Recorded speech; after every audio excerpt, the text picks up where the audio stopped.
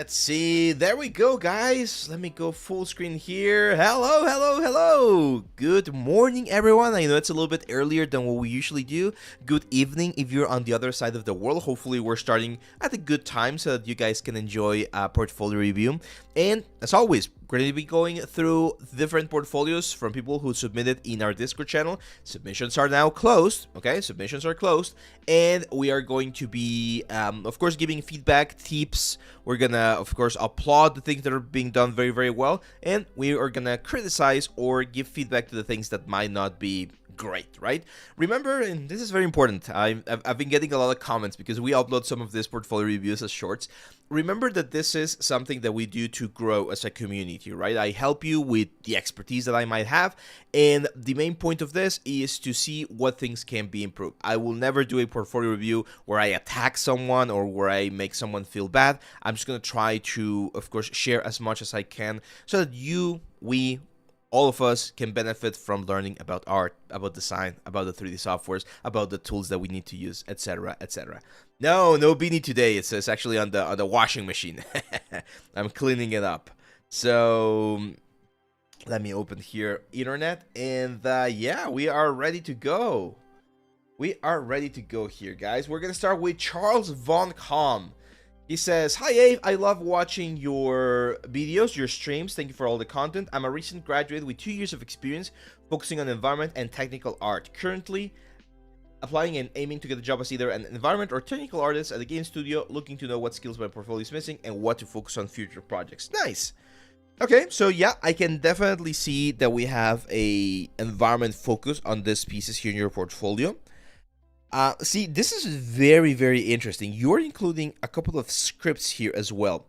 Set selection manager Maya Python script. This is very interesting. It's one of those tricky things, Charles, because not everyone's going to click on these thumbnails. Like I can see here that you have relatively few views. You might have a little bit more views on some of the other ones.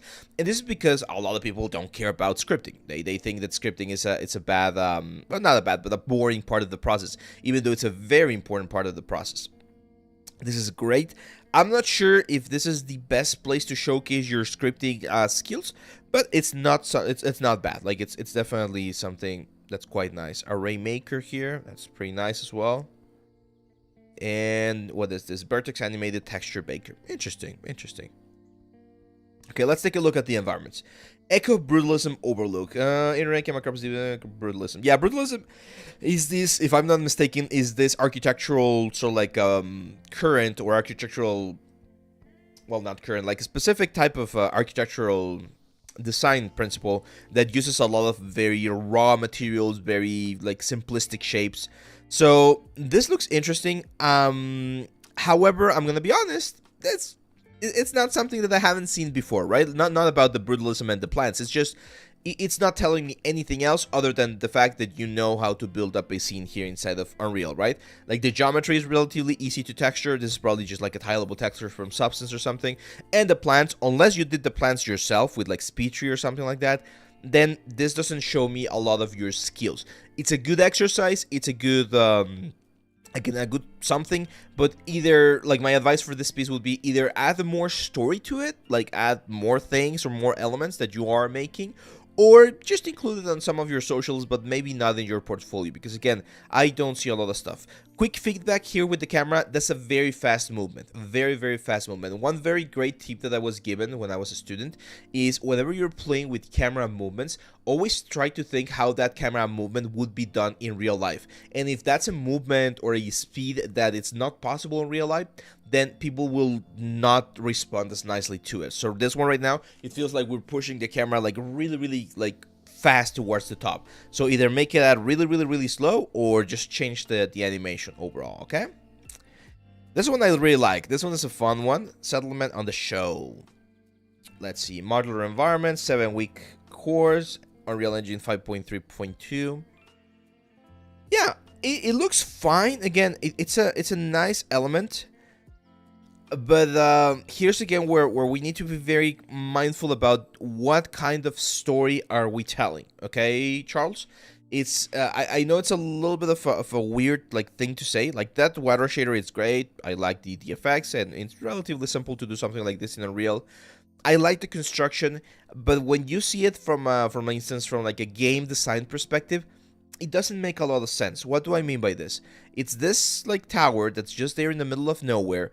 We have this pier, this dock that's not really connected to anything, so this thing would just like become eroded and go into the sea.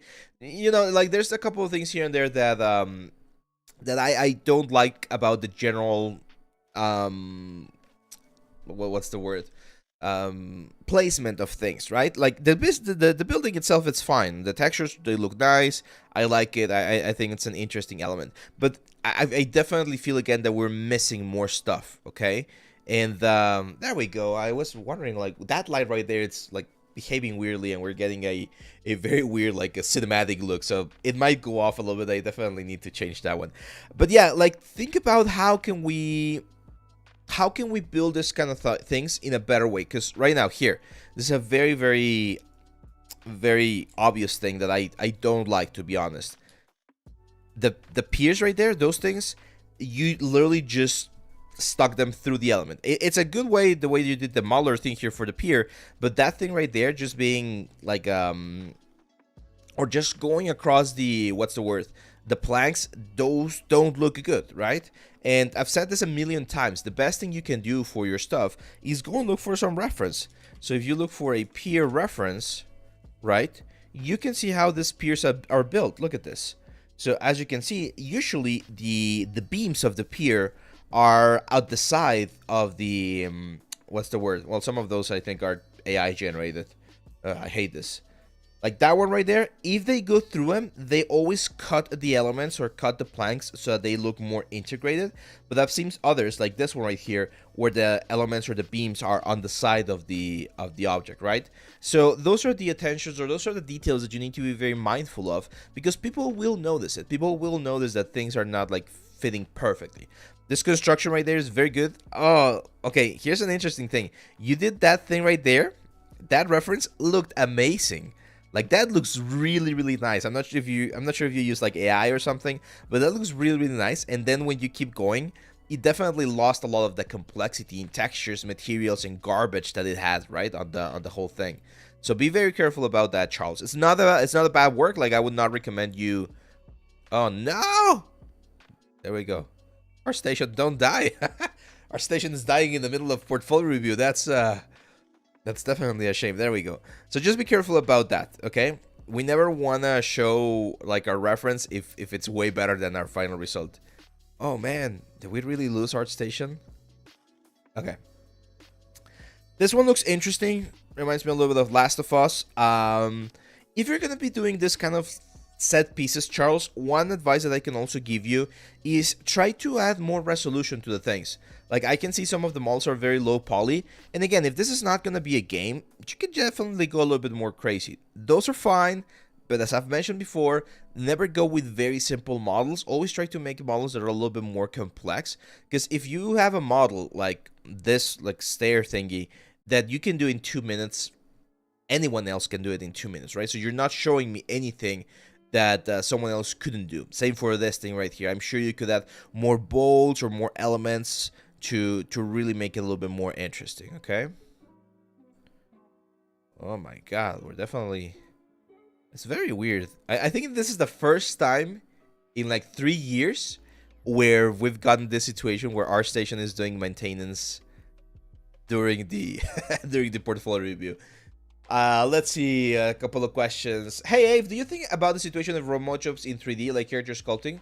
What do you think? It's possible, Nabi. It is definitely possible, but it will usually work with smaller size studios. Like big studios, they already have the facilities, right? They have the offices, they have the equipment, they have the licenses, so they want you to be there. If you want to work in some of the big studios, you need to be really, really, really, really freaking good to be able to play that card and be like, hey, I want to work from home, right? Indie studios are definitely going to be more flexible about you working from home when possible, because it's also cheaper for them, right? Like they don't need to pay for the, well, they do pay for the internet and stuff like that with your salary, but they don't need to pay for a particular like space or anything. Let's take a look on this one. We're gonna have to wait probably a couple of minutes, guys, because of this. There you go. I like this one. This one's a little bit more interesting, definitely a little bit more stylized. Okay, texture with Atlas, that's nice. Nice. Very complex shader, but I like it. I'm not sure if it's... Oh, okay, this is the shader for the plants. Yeah, that's fine. Okay. Now the only thing... in the center. Okay, yeah, you did create everything, so that's cool. The fact that you did all of the models, that's definitely valuable. Yeah, landscape shader, yeah, that's hide map generating Gaia. Okay, I'm not sure you really needed a hide map like that complex. Yeah, that's very fun. Nice. I would probably take this knight out, to be honest. I feel like it breaks a little bit of the general thing. I would just keep this thing with the environment itself. The environment is very good, man. Like that one I like. That one I think it's a good word. I would probably do a couple more close-ups on some of the elements. Let's see. Where can Daniel Albert, where can I send my portfolio for you to make a review? We do that every month, Daniel, on the Discord channel. So let me show you. So if you go to our Discord channel, okay, here on the showcase element, we have the portfolio review section. And every month, I'm going to be opening one of these elements right here, one of these posts. Once we do that, once I open the post, you just click on it, follow the instructions at the very top, right? Write a message, include your link, etc., etc. And that's it. Now, we did make a little change a couple of months ago where we're only admitting 30 portfolios per month, because otherwise it just becomes like impossible to go through all of them, and I cannot give enough like enough time to review every single one of them. Cloud Guy there with the with the gift there with a super chat on YouTube. I'll read your message in 1 second, okay? So yeah, here, Daniel, is where you can submit. Just be very, you need to be on the Discord and be like paying attention so that you get the notification. Well, there's no notification. You need to see when that goes up, because we don't charge for this kind of reviews. They're completely free, so it's first come first serve basis, okay? So CloudGate is saying Roblox is a really good alternative for junior and even senior artists. You can make 2K to 15K per month from it as a freelancer. Yes, there's a lot of projects out there. Like I think Fortnite also has like some like custom tools, or Roblox. Like yeah, modding and doing things for games that are out there already. It's a great way to do it. And if you do it with enough quality, again, you can get some nice money there. Let's see. Yeah, and finally this one, Clumsy Champions. This one looks very, very good. Like I can definitely see the improvement, my friend. Like you are like creating some very, very nice material. That frame sheet is amazing. Very nice. There's the set manager that you were doing. So if the stylized route is what you're going to be going for, that's perfect. That's great. Now what we need to see is a little bit more of that, okay, Charles? But this, I would say, is more than enough for you to start, like, sending your portfolio. Right now, I would definitely see you in, of course, in a junior position, probably with an indie studio or something like that. But, hey, you might try your luck. And depending where you are, like, physically in the world, it might be, it says here in Australia, there might be a big industry that you could get your foot into, okay? So, yeah, let's go with the next one. That was Charles, the first one for today. Second one, we're going to go with Gianluca Vorkowski. Says, hi, Ave. Love the videos and the streams. I'm a recent game art graduate, and I'm trying to learn character art for cinematics and films. I would love to get some feedback on my portfolio. I'm sure you can give me some valuable feedback. Let's take a look. Okay, awesome. So I see some really cool things here, and I see some things that I would not recommend you have on your portfolio. Let's start with the things that I do not recommend. And I've mentioned this 100 times before, and again, this is not against you. This is to help everyone that's watching the thing here. Sarn should be coming online very, very soon. He usually gets off work in like a couple of minutes, so he should be here soon. So this kind of stuff, right?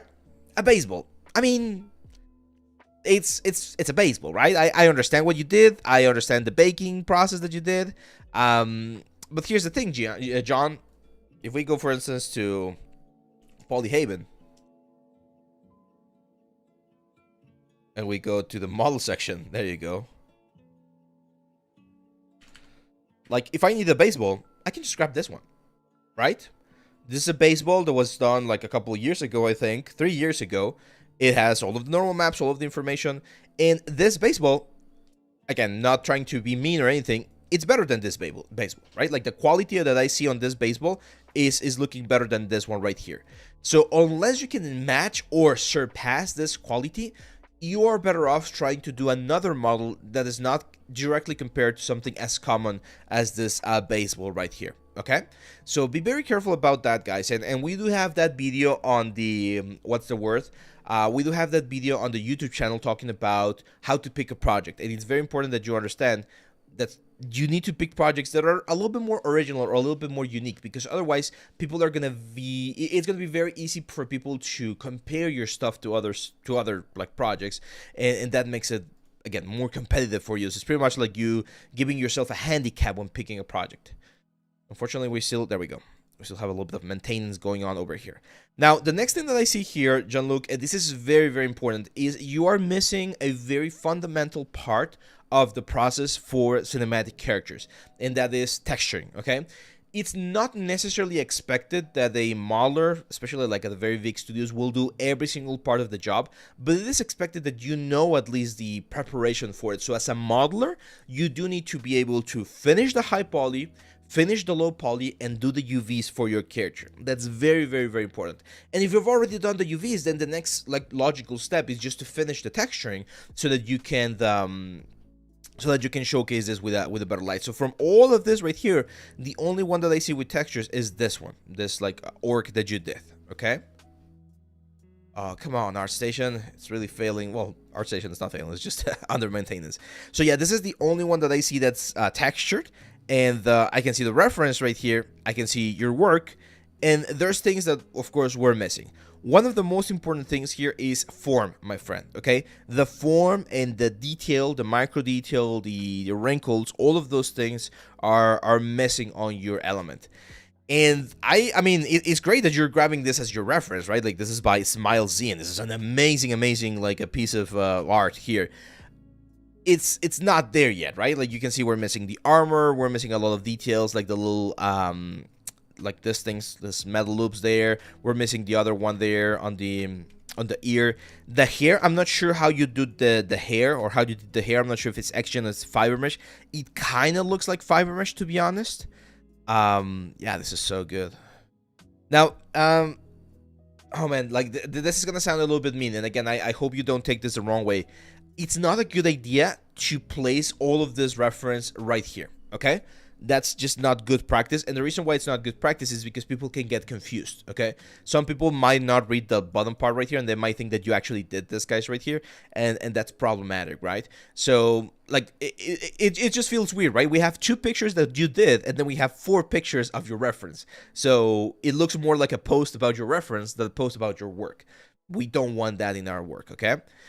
If I could recommend something, I would probably recommend the anatomy course. I think that one would benefit you quite a bit, because all of this micro detail that you're adding, it looks fine. It's a nice micro detail, the pores and the wrinkles.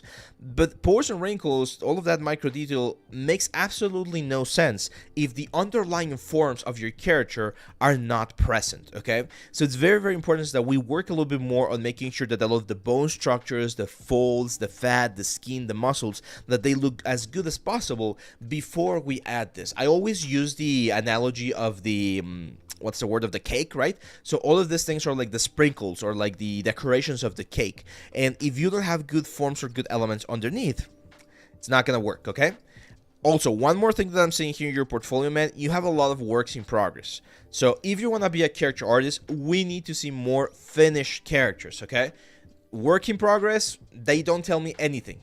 I mean, they might look cool, they might be okay, but this is not what we're like usually looking for.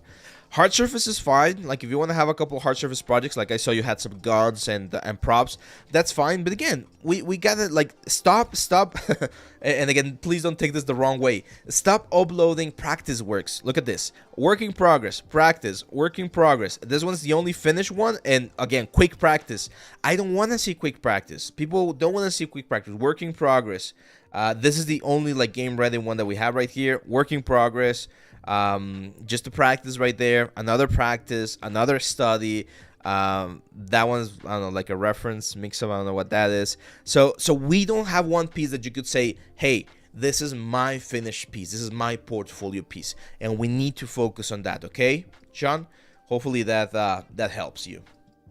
My friend, can you make a blog, please? What do you mean I'm a deep? I make videos every single week, man, on the YouTube channel. And you're on YouTube, so what kind of blog were you expecting? Also, I don't know why my sign is turning off. That's very sad. I'm not sure if there's like a loose cable or something. Anyway, so let's go to the next one. They are gonna go with Catriel Mamani. Says, "Hey Ave, happy to participate in this dynamic. I'll be very happy to get in a studio, and I think it's important to have a good network of contacts in the industry to get a job. For that, it's necessary to have visibility. So I would like to know what I can improve in my portfolio to get more visibility." There we go. Nice. So we got character art. That's pretty cool. I see a couple of tutorials. Like I remember this one's from a tutorial.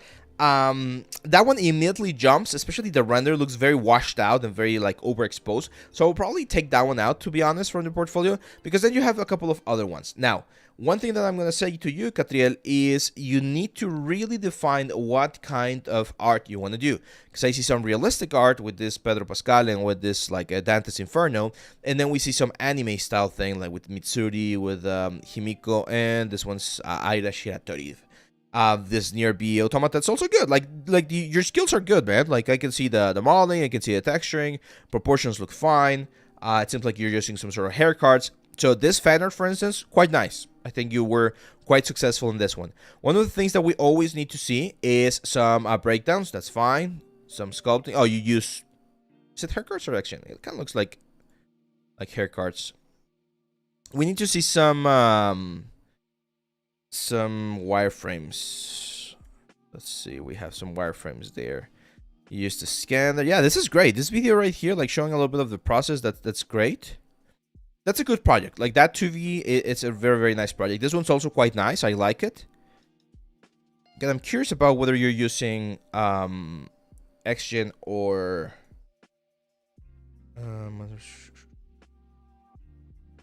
see, substance action for hair. Okay, yeah, that makes sense. Yeah, the skin looks a little bit on the rough side of things. I'm not sure if you're adding a little bit of subsurface. Like you can see here on the ear that we could have a little bit more subsurfacey effect. It looks a little bit rough compared to what we normally see in skin, but it looks quite nice. Like really, really good. Really good. Emir, thanks for the sub, man. Thank you. So yeah, this looks good, man. This is a good project. But here's the thing, Catriel. You go from that, like those two projects, the 2B and this one, and then you jumped into a more like anime styled like process, and now you're just showing sculpt, right? Like this is just the sculpt of the character, which is, again, it's a clean sculpt. You have like a good control of your forms. That's great. But you really want to, like, I'm not sure what kind of like pipeline you want to get into. Say for this one right here, this Dante's Inferno looks very, very nice, but I'm not seeing wireframes. The one thing that I can criticize about this one is the weapon, especially the vertebrae here and the skull. That one definitely looks a little bit wrong, man. Like too simple, right? But some of the other stuff, it's quite nice. Like you have a good handle of rendering and light. It's just that we need to focus. Do you want to do cinematic characters like the 2B and like the Pedro Pascal? Do you want to do statues and collectibles like all of these anime characters? Or do you want to do game characters like the dwarf here that's for Unreal, okay? So that would be my advice. Like, make sure you know exactly what you want to do and create a couple more projects with exactly that kind of stuff in mind. And this is a very common like thing, and I'm not saying this is just for you. Actually, let me go full screen. When you're preparing your portfolio, it's very important that you tailor it specifically to the kind of work that you want to get. So if you want to work for, let's say, League of Legends, or if you want to work for Blizzard, you're going to do stuff in that particular style. If you want to work for Borderlands, or if you want to be doing like shooters for Call of Duty or Battlefield, you do your stuff in that particular style. Like, they're not going to call you, they're not going to give you a shot or an interview if your style does not match the style of the company that you want to work for. So you do need to have that in mind. Now, you could potentially have a portfolio with a wide range of styles and with a wide range of characters or props or whatever, so that you get more chances. But once you go and present your portfolio to a specific company or to a specific studio, you definitely want to tailor it to the specific needs that the role says on the website of that studio. Otherwise, it's going to be very difficult for you to get an opportunity. So always make sure that your portfolio is tailored towards the kind of job that you want to have. It's super important, okay? So there we go. Let's go here. I would like to work for animation studio like Unit Image or Blur Studios. Unfortunately, there are very, very few jobs of this type. Yeah, there are very, very few jobs. So light is going crazy. So that's why it's very important that you do more of this stuff, like the Nier and the Pedro Pascal. Like that's the kind of stuff that you want to push for, Catriel, because otherwise, like Blur is not gonna hire you because you have like a very nice looking Aira Shiratori here on your portfolio. You know what I mean? They're not gonna hire you because you have Mitsuri either. Like you might get other shots in other studios for those kinds of characters. And that's another thing that I'm gonna say. There are more studios similar to Unit or to Blur. There's a lot of commercial studios. You might want to look, Catriel, into advertisement studios, because there's a lot of advertisements that use this level of fidelity and 3D. And even though they might not do game advertisement all the time, they will do them, and that's another like good way to look for it. So, for instance, I remember there's this other one called Digic Pictures. I think they're in Poland or Hungary. There's another one called The Mill. They have offices in the UK, and I think they also have in Canada and California. Yeah, there's a bunch of there. Like there's a bunch of advertisement like agencies that do like really, really high quality stuff as well. Nah, man, my studio is very small. It's just a room. This is just a room. The studio that I work with other people right now, we actually do a lot of home office, so everyone's just working on their home. Let's go to the next one. Okay, Limi Yifang says, "Hello, Abe. I've recently a fresh graduate student in Malaysia. I want to be a 3D environment artist as well." Let's take a look. Okay, so you're gonna be the victim of my first like a rant today, Lim Yingfeng, sorry. And my advice, I always mention this: if you want to be an environment artist, you need to do environments, man. You need to do environments. Like, these are props. These are not environments. The only two environments that I see are these two over here. We're gonna take a look at those in just a second. And it's not necessary. Again, you gotta be very mindful, guys. I know everyone who has used Blender has done the donut tutorial, of course, from Blender Guru. I've done it myself. I must have my render somewhere. It's fine. It's a fun render. This is not a portfolio render. This is not a portfolio work, okay, Lim? So you don't want to have that there. Like, we can see that you know how to do 3D without seeing the donut.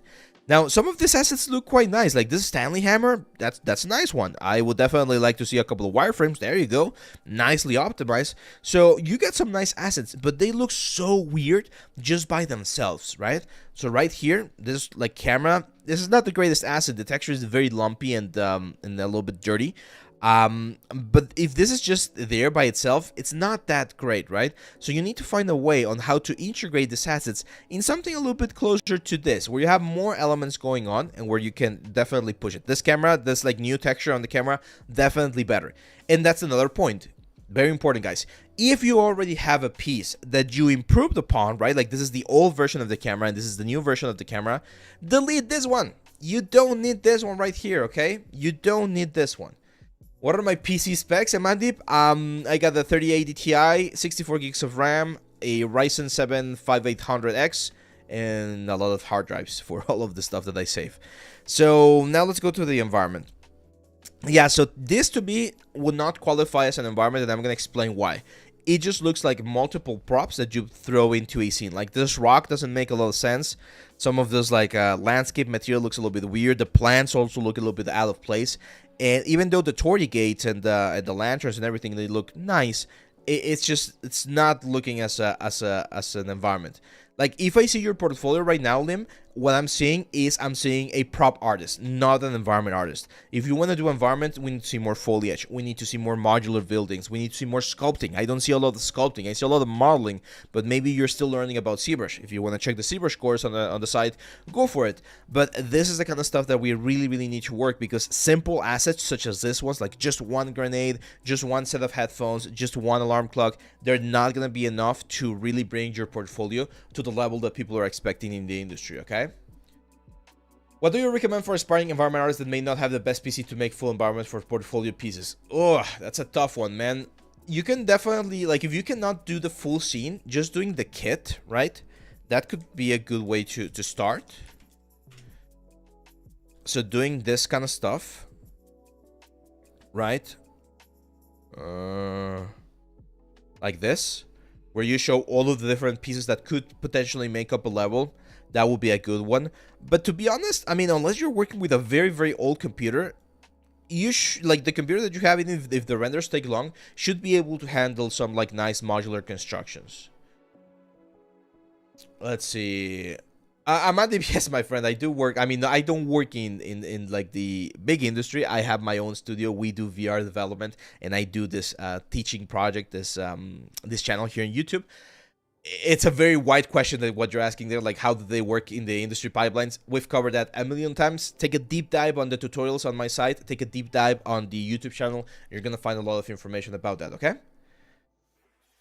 There we go. Let's go to the next one.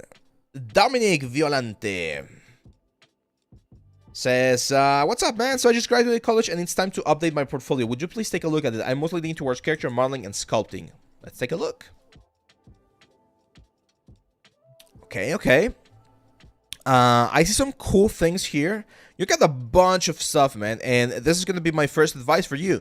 Whenever you have a bunch of stuff, if not all of that stuff is up to the level, it's gonna detract a little bit from your work. Okay, so for instance, this kind of stuff, right? This was one of your first characters I can see from 3 years ago. It's like a stoner gnome or something.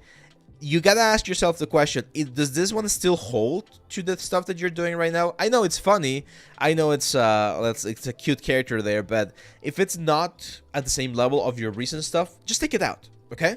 Just take it out. It also doesn't make you look very professional. I know this sucks to say, but there are certain things, certain behaviors, certain topics that you don't want to have on your portfolio, on your CV, on your social media. Like you do gotta have or project a certain type of image because that will make you look more professional. And that kind of stuff, like a stoner gnome, doesn't give me the best of the stuff. Same for this one right here, broken heart full of happiness and just like a heart with beer. It's not giving me the best like and again, hopefully I don't want to sound too mean with this, but it doesn't make it seem like you're that mature. I know you are, but those kind of stuff like just makes me question it, right? And if I have two portfolios, one of them shows me some immature pieces and the other one shows me more professional looking pieces, then I'm probably going to look more towards the professional looking one. So be very careful about which ones you are portraying here. And simple stuff like this torso right here, this one right here, like stuff that's not that good, just take it out. Just take it out. You got some cool stuff like this one right here, Riff Raff from the Rocky Horror Picture Show. I've never seen that movie, but this is a good render. I like it. Good textures. I would probably increase the subsurface a little bit more as well. This one right here, great stuff, man. Like this bow, like the pose, he's got a little bit of a big hand right there, but everything looks very, very nice. Like this is a very nice model, and it looks more artistic, right? Again, more professional. Even the zombie right here, like you got some cool stuff in here. You just gotta be very mindful about which ones you're adding to your portfolio and which ones you're not. This one looks a little bit nicer on the skin. I feel it's a little bit too glossy. And one of the things that we're definitely missing, Dominic, is we're missing a couple of breakdowns. Like, what's this? 3D digital portrait. Nice. Yeah, this was, what, 5 days ago? Not bad. There we go. Some wireframes there. These are definitely more like cinematic level, what's the word? Cinematic level pieces. They're not like, or at least they don't seem to be as optimized for games as what you have in others. There's a little bit of an uncanny valley thing going on some of them. So I would probably just take a look and see what's going on, like this one right here. I don't know if it's the eyes or if it's the render. It might be some of the assets like this, for instance, this poster here on the back. Like certain things look a little bit weird. But in general, it looks like you do have a good like foundation on all of these things. Now let me check something here. So you are using ZBrush Marvelous 80 hours. Yeah, that's about right for something like this. I would add a little bit more roughness to the skin. It looks a little bit too smooth, too plasticky.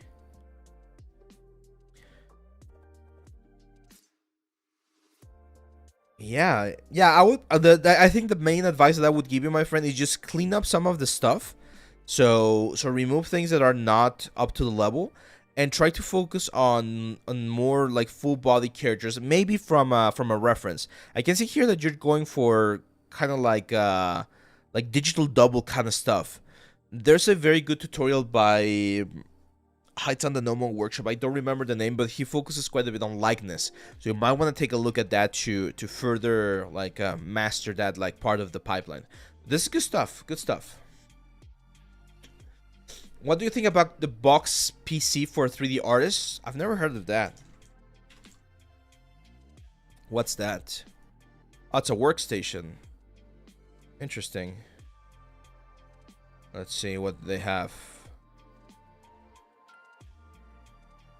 Please tell me what the condition of the 3D industry right now, because I'm hearing many rumors that nah, the 3D industry is not that, man. AMD Ryzen 9X. Okay, yeah. I mean, the fact that they're hiding all of this stuff, it's a little bit weird. So Ryzen 9K is fine.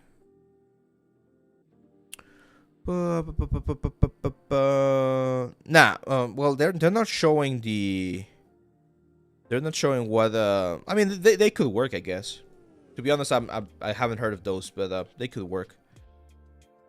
Let's see. What's your favorite game? Oh, that's a great question. It depends on the type of game, right? Hossein Diba, there you go, Sir Diesel. Yeah, Hossein Diba, very amazing artist as well. My name is Kurthana. Huge thanks for putting this opportunity together. I've been working with 3D art for about 3 years. I recently graduated. I'm currently focusing on growing as an asset artist. I've always dreamed of working in the studio, but I'm not entirely sure if my current skills are where they need to be. I'm eager to improve, so I'd love to know if there are any key skills on my portfolio. Okay, well, the first thing that I can tell you, my friend, this is Kurthana, is we need more stuff. Right, 4 pieces and 4 very fan art pieces, right? We got 2 One Piece and then Wally. They're not really telling me who you are as an artist. And then when we take a look at some of these pieces, one of the things that I'm noticing is that they're not specifically tailored for one particular pipeline, right? So this is just a ZBrush sculpt, probably with polypaint. What is it for? Is it a collectibles figure? Is it for 3D print? Because if it's for 3D print, there's a couple of things that are not going to 3D print nicely. If it's for games, then we need to see proper optimization, you know, that kind of stuff. Same for this one. Like the models that I see right here look very simplistic. And another thing, Kurthana, and again, don't take this the wrong way. I'm not trying to bring anyone down. I'm trying to help you guys as much as possible. There's absolutely no reason, Kurthana, absolutely no reason why in 2024 your renders have noise, right? All of that noise, all of that noise, all of that noise, all of that noise. Like in 2024, your renders cannot have noise because Maya has a denoiser, Blender has a denoiser, I'm not sure if Photoshop has a denoiser, pretty much every single 3D software has a denoiser, so there's no excuse for renders having noise, especially single image renders in 2024. I don't know where you did this software-wise. There's no information. You might want to add that information as well here because we don't see anything. But wherever you did this, probably sounds like Blender, to be honest. Make sure to include to add some denoiser. So otherwise it looks very, very noisy. This one actually looks quite nice. Like this shot right here, not bad. It's definitely a little bit choppy on the frame rate side of things, which I don't particularly love. Textures can definitely be improved. I think, and even the model, it's a little bit on the simple side. What's the name of this thing right here? Going Merry? Going Merry Boat. Yeah, look at this. So on the manga, this thing right here is very round and it has some nice painted, like the curvature of the horns and everything. And then we take a look at yours and the proportions of the eyes are not there. Oh, the proportions of the eyes are not there. Right? Look how small the eyes are. And then look at this. Like, this is another one that everyone needs to see. Give me 1 second. The reason, guys, the reason why we look at reference is because when we look at reference, we should be able to tell what is going on with our elements. So right now on this one, for instance, you can see that the proportion on the eyes on the one that you did do not correlate with the proportions of the eyes that we see here on the element. The curvature, right, like the form of the horn that we see right here, does not match the form of the horn that you have right here.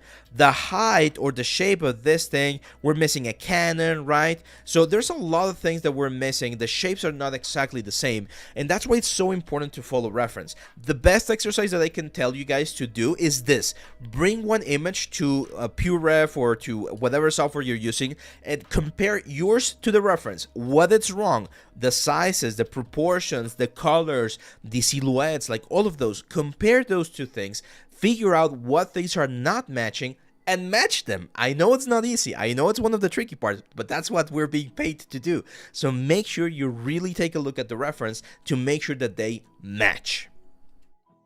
Okay. That's important there, Carthana. And finally, the Wally. The Wally looks fine. Again, it's a little bit on the dark side of things here for the scene. The model looks okay. We definitely want to see a wireframe a little bit on the dense side of things. Again, for a cinematic character, I would understand. But if we have this much density, then you can definitely use more UDIM resolution. Make sure you don't push the bump too much on your textures because it's definitely looking too lumpy. And we need more stuff, Cortana. We need more stuff. It seems to me that you want to be like a modeler, modeling, texturing artist. You need to model and texture a lot of stuff, okay? A lot of stuff. Sorry about the light, by the way, guys. I'm not sure what's going on the studio. I'm gonna probably do a little bit of remodeling during winter break, so yeah. Let's see. Okay, let's go to the next one. Saksham says, "Hi Abe, my name is Saksham Upathi, and I'm a 3D journalist and focused on modeling, texturing, environment, and virtual production. I've been working on enhancing my portfolio and would greatly appreciate your feedback. I admire your expertise in the industry and believe your insights will help me to improve and better align my work with industry standards." Let's take a look. Okay, we got a lot of stuff again. First thing first, take out anything that's not necessary, okay? I can see you were involved in some NFT stuff. I did one myself a couple of years ago. They did pay me. I hope you got paid as well because there was a lot of scams going on. But take out all of the things that you don't need, or all of the things that no longer reflect your level. And another thing that I strongly recommend, like if you have several props or several assets that sort of like match or look like they're part of the same thing, right? Like this cannon, this radio, this clock, and this thing right here, this like wristwatch, they could all be in one single scene and they're gonna look way more interesting than having them all as a separate piece. Same for this stuff, man. I don't think this thing helps, okay? Saksham, and again, this is not against you. This is a feedback for everyone. Single prop portfolio pieces that are very simple to do, like this one wheel right here.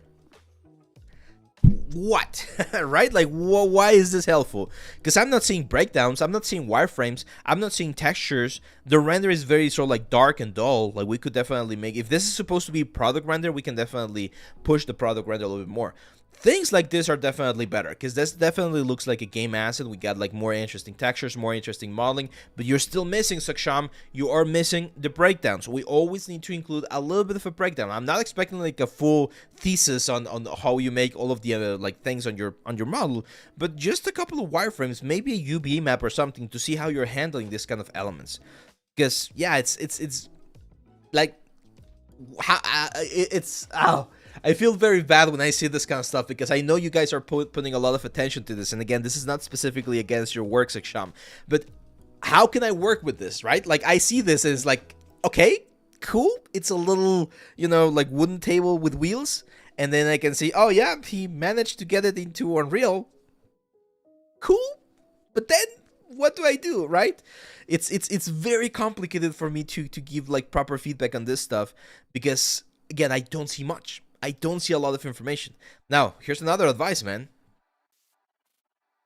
Look at this. Look at this. You're presenting this thing right here. This is your file, your picture from ArtStation, right? And we have your taskbar that I don't need to see. We have all of these properties right here, the menus on Unreal, and look at how much space your actual element is occupying on the whole screen. That's a completely no-no, okay?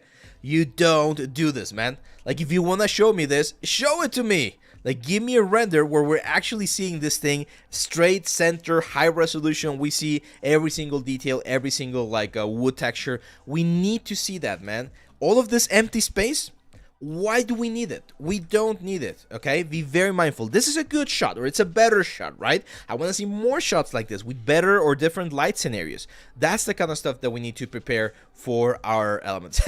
Danny expresses it's a shy prop. Yeah, it's it's definitely a shy prop. He doesn't want to be in the main light. And then we have this one right here. Again, information. Information, my friends, is the secret to this. You say right here, I worked on this 3D environment of a tropical desert and island created in Unreal. The scene features slush with key details, dynamic light, high quality textures. Yes, but what did you do? Did you model this? Did you download all of the assets and just assemble them into this element right here? Are you showcasing your rendering skills? Are you showcasing your level design skills? Because right now, I just see an image. There's no breakdowns. There's no asset like analysis. There's no like. There's nothing. There's nothing that I can work with, okay, my friend? And it's difficult to evaluate things when we don't have enough information. Similar thing here. Like, what is this? Right? It's difficult, man. It's difficult. My best advice for your portfolio, my friend, take a deep dive in it and really think about how can you improve this, okay? Canyon, Valley, no information. Difficult. It's difficult to evaluate your stuff. I think the most traditional looking things that I'm seeing here in our portfolio are this ones right here. You know, a couple of renders, okay, a clay render, but we don't have wireframes. We don't know how many UV textures. It kind of looks like this is just the render from Substance. Still things to improve, my friend. I hope this helps you. Ben, LOD, how are you, my friend? How are you? This is not the Christmas special, by the way. We're going to have our special. It's going to be the Christmas special and the end of the year live stream next week, okay? I definitely need to fix these lights again. I'm not sure what's going on. I might need to take it to a repair shop or something. Let's say Oh, Rokuro says, hey, would you recommend an exercise like a simple project a day for 30 days? Even though, yes, that's a great way to build up speed and to learn a couple of tools inside any software, Rokuro. But those should not be in your portfolio. You can share those on Instagram. You can share those on Facebook or whatever you want. Those should not be in your portfolio because they're just there to help you practice. And here, I can show you one. Let me show you a quick exercise I did. I think this was like 2 or 3 days ago. Oh my God, there we go. There. So while I was waiting during a meeting, I just did like quick like a sphere painting like exercise. Is this going to be on my portfolio? Never. It's not. It's not finished. It's just a quick sketch. And sketches are great. They're going to give you speed. They're going to give you skills. But they're not going to be in your portfolio. Okay? Ko says, hey, Abe, in case I'm doing a character or prop for a specific style of game for my portfolio, where should I make that clear? Description of the piece, text on the renders, or just... I would just do it on the description, probably. Description is fine. Let's go to the next one. This is Nishank Sareen. It says, hi, my name is Nishank Sareen. I'm from India. I really appreciate the streams you do, and I've learned a lot from them. I'm aspiring to become a 3D character artist, and I'm currently looking for job opportunities in this field. I will be grateful to see what I think about this. Okay.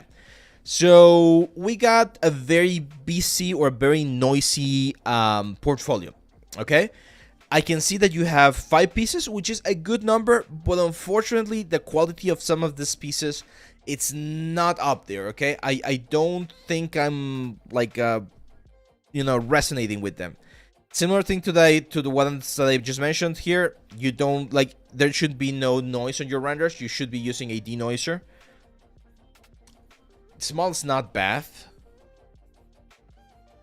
Let me just lower my volume here a little bit. Yeah, the model is not bad. Oh, man. Oh, dude, Nishank. Dude, no, dude, no. Nishank.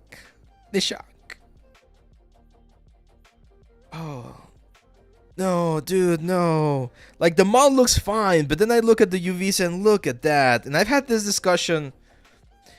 quite a bit in the socials where people are like, oh, it doesn't matter as long as it works. It matters, man. It matters. This kind of stuff matters. Look at this, man. This is an example, and again, I truly hope that you take this the right way. I'm not trying to bring you down. I'm trying to help you, okay? This is an example of a really, really bad UV. Okay, why is this a bad UV? This has three things that are really not gonna help us. First of all, some of the islands on this UV are stitched together. Look at that. You forgot to add more cuts along the way. This seems to be like the chest area. So this is like the groin area. You need one cut right there, and then one cut across the shoulders here, and then one cut here across like the neck area. You need cuts over there so you get the front part of the chest and you get the back part of the chest. That way, you're not gonna have this horrible distortion that you have right here. Can you texture this? Yes, I mean, you did, right? But this is not gonna give you the best resolution, okay? Similar here on the feet, I normally like to add one cut here on the back. Some people like to cut them across. Like, there's a couple of variations. So that's the first issue. The second issue is that you're not getting a uniform distribution of your UV space. So you have a bunch of resolution for your head and then almost no resolution for your hands. And this character has 4 hands and 4 arms. So what's going to happen here is that he's going to have a very low resolution on some parts of the character and then some high resolution on other parts. This is not the right way to do the UVs, okay? One more thing is there's still a little bit of like space that's being like wasted. We can definitely optimize that, but not before we make sure all of the islands have the same resolution and we have a proper unfold on the elements, okay? Please, my friend, please be very careful about this. Like, you will lose job opportunities, you will lose interviews if people see this kind of stuff right here, because this is bad, okay? And again, I'm not saying that you are a bad artist, I'm saying this is a bad execution of UVs. You know how to do UVs because you did these cuts, you just need to learn how to do them better. And we have available information here on the channel if you want to check it out, okay? So, yeah. Drub is asking, is it important for a 3D character artist to do their own character retopology? Yes. A character artist should be able to do the high poly, do the low poly, do UVs, and do a very like good texturing process. That's like the whole package of a good 3D artist. You might not be doing all the shaders and all of the materials, but you should be doing that. This horse right here, again, Nishank. See, it's very difficult for me to be as sympathetic as possible when I see glaring issues like this one right here, right? When I know you saw them as well, okay? I know you saw those issues. I know you took the render and you're like, oh, what's that thing right there? Oh, I forgot to turn off the roughness on the transparency that I was using for the wings. And you didn't go back and fix that. That tells me a lot about how you approach a project, and that can be a very complicated thing to help with. It's a good sculpt. The UV, it's not the worst. It's not the best either. Like, it has a couple of things that we could like definitely fix, and you're using way too many things right here. But I guess it works, right? The sculpt is fine, but then the render, not good, man. Okay, let's take a look at this monster, and then we'll move on to the next one. Again, oh man, it's difficult. It's difficult, my friends. And you gotta put yourself in my position, because the position I'm taking right now is of someone who's the first time that they're seeing your work, and they're gonna evaluate you, or they're going to sort of like set a specific expectation based on what they're seeing. I hope this makes sense, okay? What I mean by this is I see this right here. It's like, okay, cool monster. And then I see a couple of shots that no textures on this one, a back shot, and I see some like bad sculpting things right there, and then a clay render, and then like this thing, I guess, without the displacement or without the bump. No description, no information about where you got this or how you did this. So it's impossible for me to, again, be sympathetic or to understand what you're trying to do, to give you a shot, to call you and handle an interview when, yeah, when there's not enough information there. This is not a good retopology. This is probably just like searing measure or something. We got n-guns over there, or like triangles on the head. No, it seems like you did the retopology, but you're following some weird loops right there. The UVs are definitely improving here. Yeah, we still got work to do, my friend. I know that here in your message you were mentioning that you want to look for job opportunities. I'm going to be completely honest with you. I don't think we're ready yet, okay? I definitely think we need to improve a little bit more on the technical side of things before you can be a valuable asset to a production. This doesn't mean that you don't have what it takes, because I can see that you understand the technical side of things, but we need to work a lot on the polish and on the cleanliness of your stuff. Are we still online? Because the chat suddenly got quiet, and I'm not sure if we got disconnected or anything. Hey Abe, how to do the process of breakdowns like the UVs, the maps to put in our station. I've shown that before actually. I'm not sure if I have it on the... Give me 1 second. Just please confirm guys if you can still hear me because I'm... No, Shrey, no. Unfortunately that one's gonna take a little bit longer. It's alive, okay.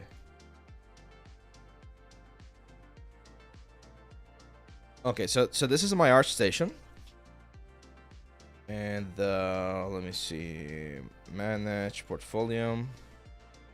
This one right here. So this is the yeah, the one I'm used to that, but I don't want to be doing that. There you go. Thank you guys. Thank you.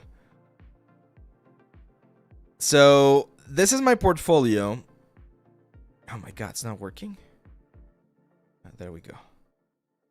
So this is my portfolio, and this is the render that we did for the portfolio presentation workshop. So if you guys are unaware, we have a free course available on the site. It's this one right here. It's called Portfolio Presentation Workshop. We use Blender, and I show you how to present your portfolio because it's a very common question that we see in this particular, in this particular like portfolio reviews where people are not presenting them in the best possible way. So this is free. It's like what, 10 hours? No, 2 hours. It's a quick course.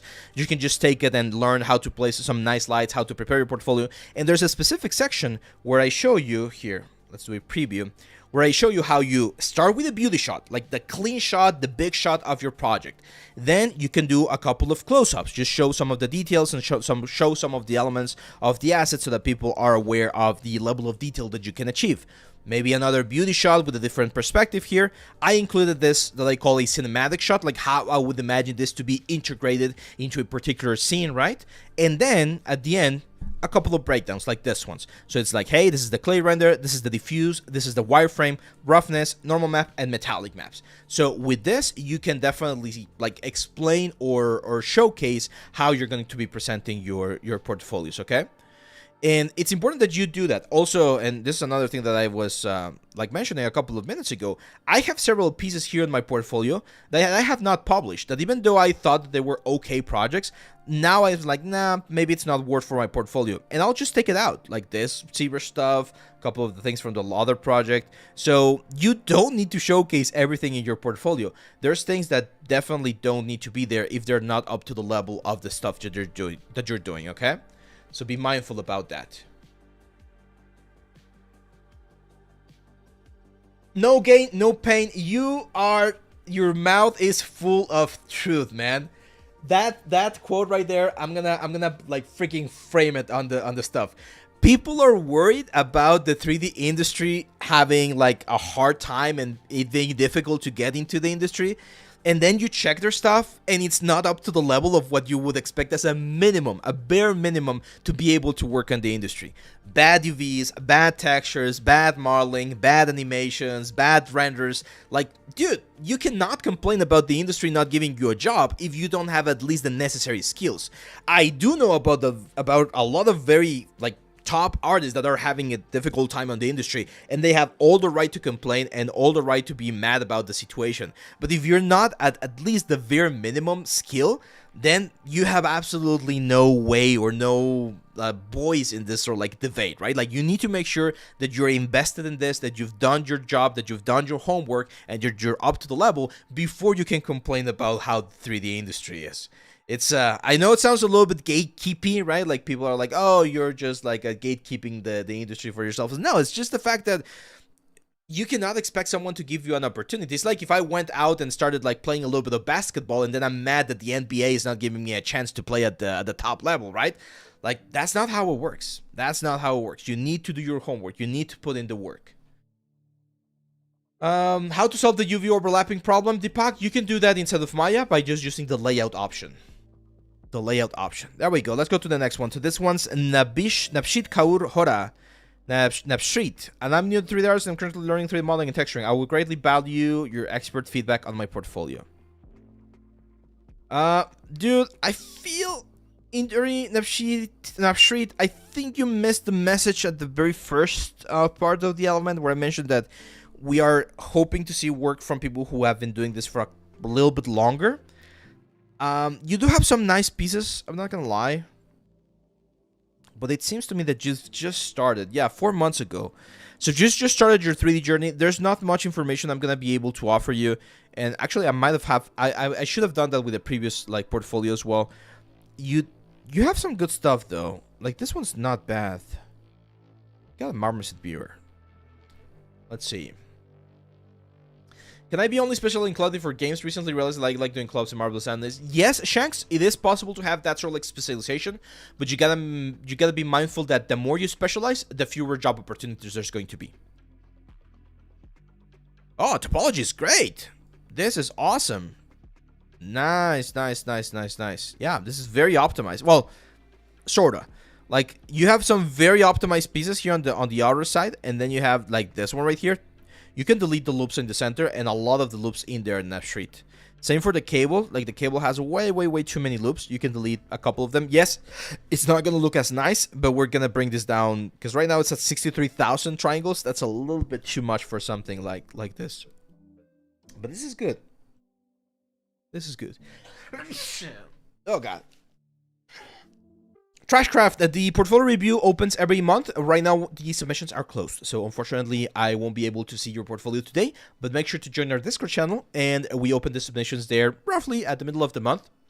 And you can submit for January. Okay? Oh, unfortunately, this thing is, like, updating. Let me try opening up again over on this side. Our station is undergoing maintenance. Such a shame, guys. We are not the same. What's up, man? Hello. Riot Games has remote internship applications open until the 10th of January for students, by the way. Go for it, guys. If you're a student at like a school or something, try it out. Yeah, it's definitely struggling. I hope we can get it to work. I'm gonna try opening a new one or another one.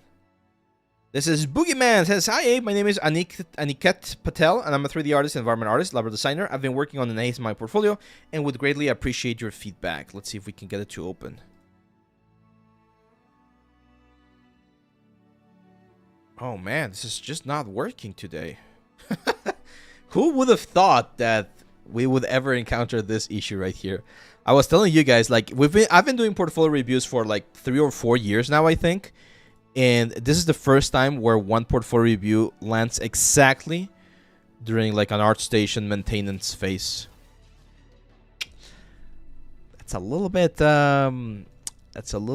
unfortunate, I would say.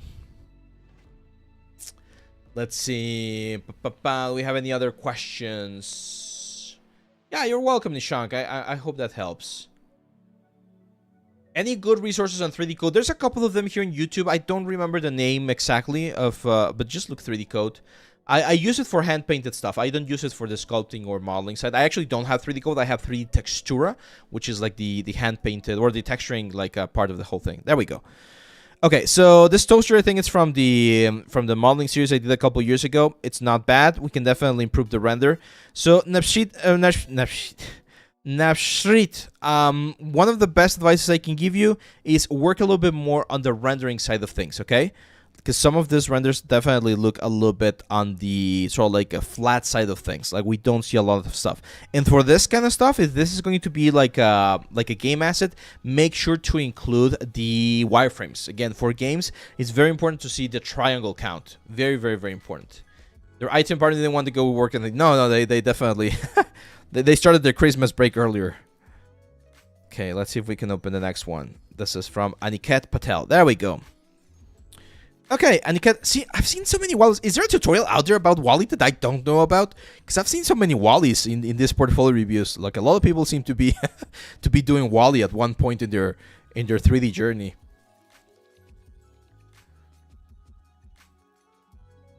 Dracomanros, yeah, man. Like, as long as, hey, if you're getting paid for doing something 3D related, that's experience, right? Like, so yeah, definitely include that.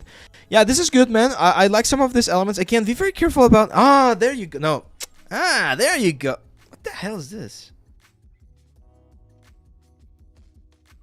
Okay, you work with Saksham, so you know Saksham. Interesting. Yeah, yeah, again, you got some cool stuff here, man. This is not bad. I like this one. But we don't have breakdowns. Oh, I'm gonna have a meltdown or a breakdown if I don't see more breakdowns, guys. Breakdowns are important, because otherwise, how do I know how you handle this kind of stuff? Right? Because it might look very, very nice, but once you go into the details and you see how you modeled it, it might be wrong. On this one, very simple feedback. Metal edgeware. Remember, we don't want to have metal edgeware everywhere, and I can see it pretty much in a lot of the pieces on this truck. And I want to see the wireframe, man. This looks like a really nice model. I don't see any like weird artifacts. So we gotta see a wireframe. Maybe some maps. How many UDIMs are you using? Are you using UDIMs?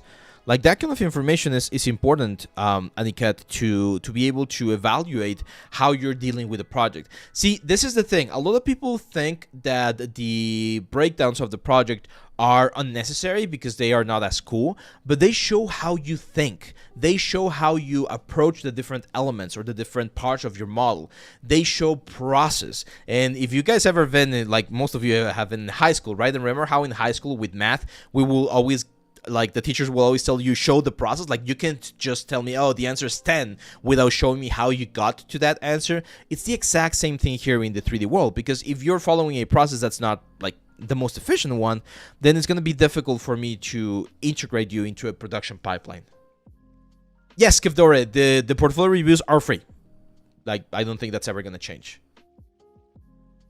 I'm curious as how to manage that many Discord notifications messages. It's part of the job. It's part of the job.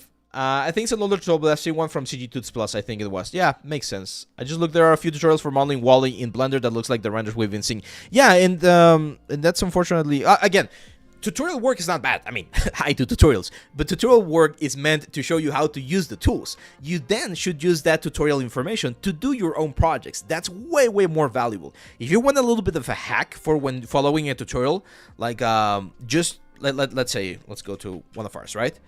So if you're following, let's say, the Duncan tutorial, right, like the anatomy course, and you want to do, or you're learning about anatomy and stuff like that, you don't have to do Duncan specifically. What you can do is you can just go and say, hey, I want to do Superman, I want to do Green Lantern, I want to do Batman, or I want to look for a superhero concept that no one has done before, right? And maybe try, let's just add the minus AI, and let me try my hands at, I don't know, one version of a superhero that no one has done before, right? Like, these ones are very nice from the normal workshop as well. That's the design process.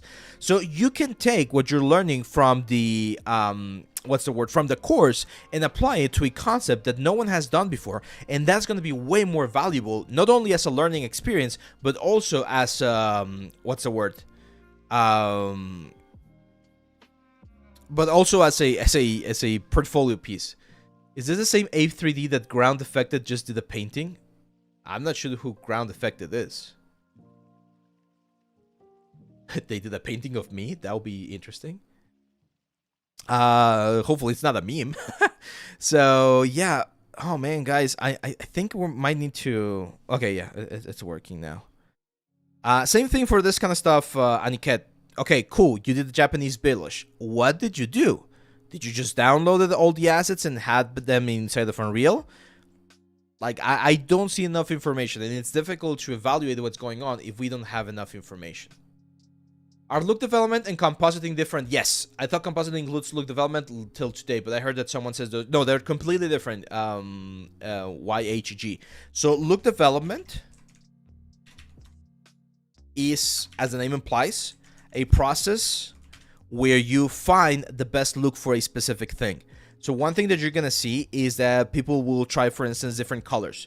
So let's say this alien right here, you'll try different patterns, different materials, different colors. It's a lot of shader work. There's a lot of rendering involved, and it's making sure you find the right the right look, right? So look development, it has to be to do a little bit more with shaders, materials, and things like that, and texturing.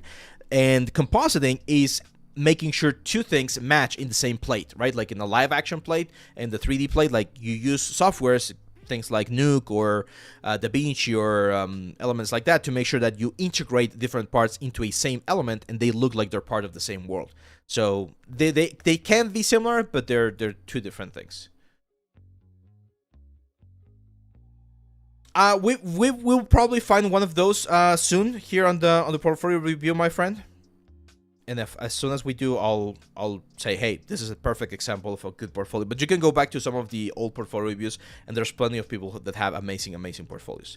It says, hey, my name is Holly Bracey. I'm a modeling and surfacing artist who has recently graduated from a 2-year course in Sydney. I'm currently looking for junior roles in preferably BFX, and I would love to know what you think about my portfolio. Okay, so if you want to focus, Holly, on the modeling and surfacing artists, again, we need to see more modeling. Modeling a car is it's a very like a big milestone in any modeler's career. I've said this before. I modeled one car when I was a student, and I'm never gonna do it again because I don't enjoy modeling cars. And this one in particularly looks fine. We definitely need to see. Okay, some wireframes. There we go. So that's good.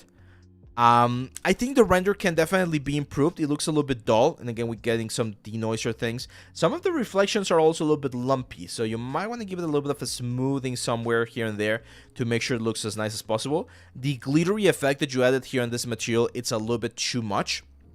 It's too big, like the size of the sparkle is a little bit too big. I would take a look at that. But then I don't see a lot of complexity in your projects, like this cow right here.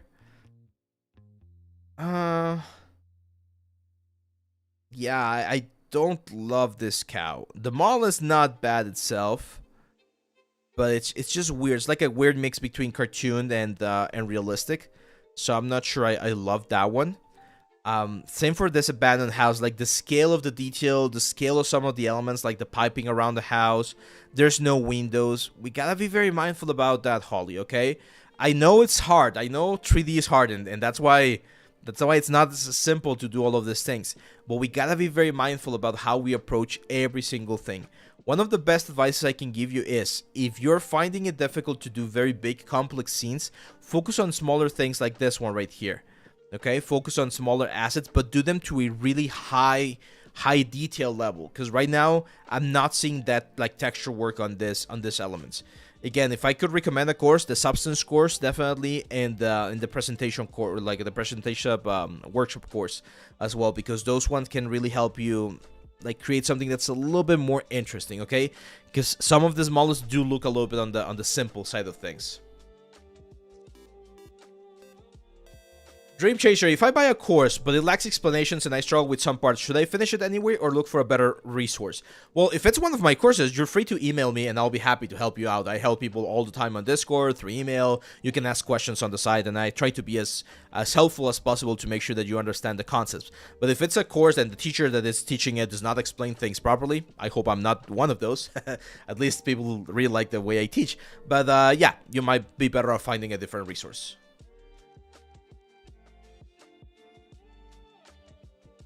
Let's see. Nap Street. Oh yeah. No, I was telling you, Nap Street, that one of the things that you need to focus a little bit more on is to do more complex assets and to showcase some of the wireframes of the assets. Like this boat right here, it's a very fun asset, looks very, very nice, but we don't have a wireframe. We don't have texture sheets, so it's very difficult to know what's going on, okay? And simple assets like this ones, they really don't make that big of a deal on your portfolio. So we need to focus on things that are a little bit more complex. And on the render, I mentioned the portfolio rendering workshop as well as a good resource so that you can check it out. Hope that helps. Let's see. We'll link the Discord invite in just a second. Username says, hey Abe, thanks for doing this cool streams. I'm an aspiring 3D artist and rigger. If given the opportunity, do you think it's worth taking a gig doing product renders for advertisement? If my end goal is animated features, I just don't want to get stuck there for a long time not being able to work towards my goal. How do I manage creative satisfaction in such a situation?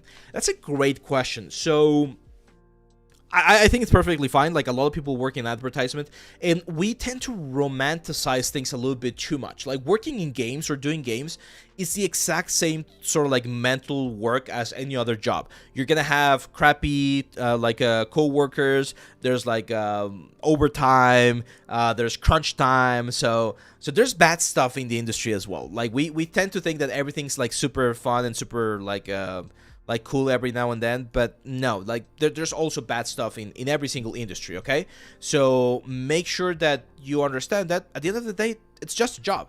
A lot of or one thing that a lot of people do is they'll have a job that gives them a steady income, and then on their free time they'll pursue their passion projects or pursue the things that they really like doing, which is exactly what I'm doing right here, right? Like this, teaching, creating courses, doing videos for YouTube, content creation. That's my passion project. But I still have my, let's say, quote unquote, boring jobs where I need to do other kind of stuff to make sure that I can keep my family going and everything, right? So it's very, very important that you understand that you can have both. You can have a steady job that gives you a steady income and in a safe position, and then you have your passion project that you really put your heart and soul into. And hopefully, eventually, you're going to be able to do the switch and do your passion project full time, right? That's what we're all aiming for. But sometimes it takes a long time to get there, okay? So you also gotta be patient. Let's go to the next one. This is Pratamash Jadov says, Shiloh, enjoying your contents on livestream. I've created one new environment and one new weapon and deleted all this work. Would love to hear your thoughts. Yeah, I remembered your name. I think we've seen your stuff before. Cool. Yeah, you got some cool stuff here, man. Some nice stylized environment and everything. So it's this weapon. It seems Fang of the Emerald King. Nice. The hilt looks a little bit too thick. Like, I'm not sure if you grabbed this from a concept or if you did it on your own. But looks good. Wireframe is fine. Materials are nice. Oh, the hypo looks clean. That's nice, man. Yeah, nice UV. Look at this. Someone was asking, what's a good example of this? This is a good example. Good organization of the metals. A good UV organization there as well. Good resolution in general. I think it might be a little bit heavy in certain areas from a topology perspective, but nothing like too intense. The only thing that I'm a little bit worried about is the design of it. Like, you guys need to understand. Let me see if I have something that I can hold over here. Yeah, I have nothing.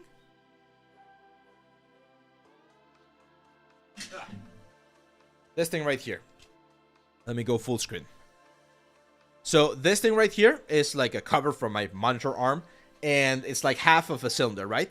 So if I grab it, it's comfortable to grab. So you can imagine this as a weapon, and I'm gonna be like swinging around. This is the thickness that I would expect. So if this is the thickness on the dagger right here, right? If that's the thickness, then it's gonna be very small. It's kind of like grabbing it with 3 fingers. Like, it's just like the proportions look a little bit weird there. So just be careful about that, okay? The execution, the technical execution is fine on all of the pieces, but the proportions of the design are a little bit weird. Careful with these choppy videos. Like, if you can, just upload it to YouTube and have a smooth video instead. Because I'm not sure if this is supposed to be like a GIF or something, and that's why it's looking a little bit choppy. Environment looks good. Definitely a little bit too procedurally. I will try to add a little bit more variation in certain areas. It's not a bad like a model, but it definitely looks a little bit simplistic. If there's something I can say about that. Let's see. You've got to get a sword for these visual examples. Yeah, I definitely got to. I have an axe. Where's my axe? I do have a sword. Give me 1 second.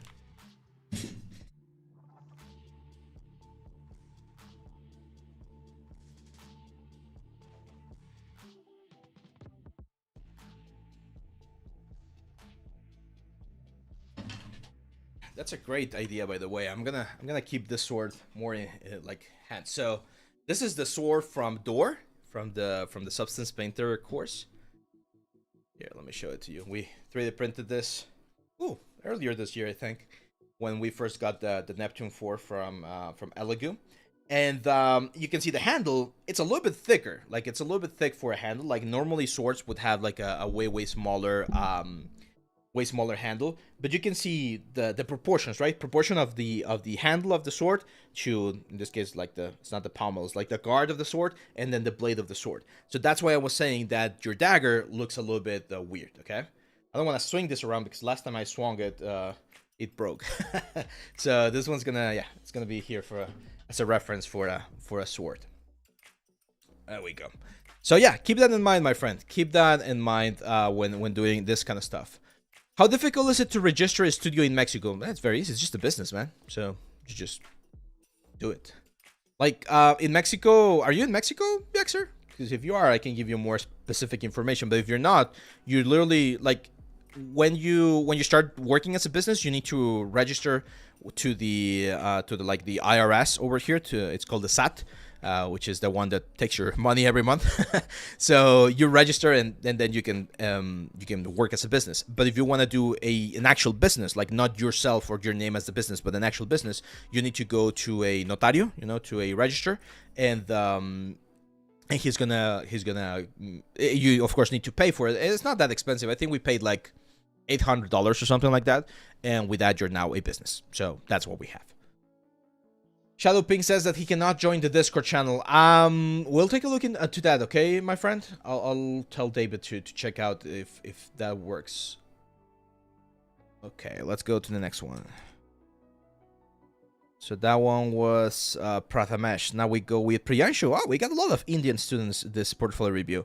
Says, hello, Eve. I would like to hear your thoughts about my 3D work. I'm looking for a job, and it would be great if you can give me the reviews of my work. Let's take a look. Okay, I see a lot of weapons, so that's not necessarily bad, but again, weapons are one of those things that everyone can do. Like pretty much every character modeler out there, any like environment modeler, everyone can do weapons. So what's gonna set you apart is the level of detail and the complexity of your weapons. And this right now do not look very complex, okay? Like this knife right here, the presentation is really good. I really like your renders, very nice renders, very clean. But the textures, they look a little bit too generic. You are not doing the metal edgeware trick that I've been teaching. We do not have information about the triangle count, for instance. So it's difficult to evaluate if we don't have more information. That's why information is so important. Because imagine I'm a recruiter and I'm looking for someone to help me do weapons. And I look at this as like, oh yes, we're doing a zombie game. This would be great for that zombie game. It's like, oh yeah, this is actually from Last of Us. That's even better because he followed the concept rather than he did like a good job. Nice, yeah, good textures, good model. How many triangles do we have? I don't know. How many UVs are we using? I don't know. It's difficult, right? It's difficult for me to evaluate whether or not you are following proper procedures and proper workflows when there's not enough information on these things right here. You could be using like pure booleans for what I know, right? Like this could be done very, very like badly from a modeling perspective or from a texturing perspective, and it's impossible for me to know, okay? Now, one thing again that I'm going to tell you, my friend, is that the complexity level of these weapons is not as complex. Most of them, I consider just cubes with a couple of bevels. You're keeping it relatively simple. And yes, there are games that do it this way. But if you look for weapon concept arts, and you look, for instance, for some sci-fi guns, you're going to be seeing some that are like, damn, that's complex, right? So try that. Like, if you want to be a weapon, like, modeler, try doing something like this. I know this is AI. Oh, that's actually a bad example. Freaking AI, man. It's everywhere. Minus AI. There we go. So look for a concept art that someone did, like this one right here, and try to do it. This is not simple to do. This is complicated, okay? I've seen a lot of this ones, like a lot of people have done this particular one, so don't do things that people have already done, but try doing things that are definitely more complex than what you have right there, because most of the guns that I'm seeing right now in your portfolio, again, are relatively simple. They're very boxy-like, right? Even this Pokédex right here, it's very boxy. And the textures, we need to improve the textures. You might want to check, again, the Substance Painter course. How good is Substance Designer compared to Blender for texturing, and how apart is the quality? Substance Designer is not a texturing software. Substance Designer is a texture creation software, so it's really good. It like, I don't think Blender has that option to do what Substance Designer does. If you're asking about Substance Painter, still very good. Like, Substance Painter is way better at texture creation than a Blender. Can you do it instead of Blender? Yes, you can, but you still need to like, you're gonna get way better results inside of Substance Painter. Yeah, I'm glad that works, Priyanshu. Yeah, that would be my advice. Like, challenge yourself and pick a concept, pick a gun concept that's way, way, way more complex than what you've been doing. Something that has maybe a little bit more intricate pieces, something that's not as a square, something that has a little bit more flow to it. Of course, try to look for something that has enough reference so that you don't have to be guessing or trying to find other things. But like, something like this is very, very cool. It could be from a game still, but I would advise that it would be better if you can find a concept that someone did that was not used in the game. That also makes it more original. We're now going with Munkos. Eduardo Mironov says, hello, I want to thank you for your free tutorials. They help me improve my skills. I'll be very glad if you evaluate my portfolio, and I would like to hear more about the character because I want to move in this direction. I'm also targeting Western studios, and I'll be glad if you give an example of work with which I can at least ask for outsourcing. Okay, so we got a couple of assets here. Let's start with this wheel right here. Again, we're falling into the same thing that we've been talking about, Edward, which is the simplicity of the assets, right? Like, these are just a bunch of cubes, of course, arranged in a nice motion so we get this wheel, and the textures throw in. Textures definitely need more work. This is not an asset that I would keep on my portfolio because of the simplicity of it, okay? This one right here, it's a lot better. Looks a little bit nicer. I think the presentation could improve. One rule of thumb is if you're going to have an object that has a very dark background or a very dark color by itself, make sure that the background is light, right? Have a little bit more contrast. So if the background is light, this element, by having a darker color, darker color will pop out more, okay? Aryan, what's up, my friend? Welcome here to the stream. Everything is going well. But this one's fine. There we go. There's a tri-count. Well, it's not a tri-count, but we at least see a wireframe. Nice size. Yeah, it's a nice one. I'll probably keep that one. This one again, it's so simple, right? It's just a cube, a couple of bevels, maybe a couple of like extrudes and things like that.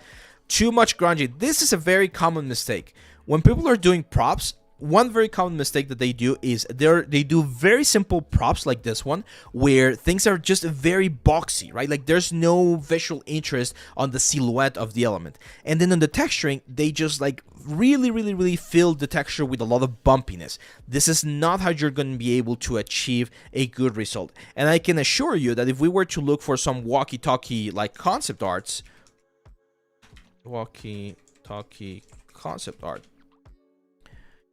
you're gonna find a lot of very cool designs that require way more complexity to what you are presenting on your own, right? This is what you're competing against, my friend. This is the level that people are right now doing for their portfolios. So we need to get as close as possible to this level and try to avoid having this very boxy looking elements, okay, Eduard?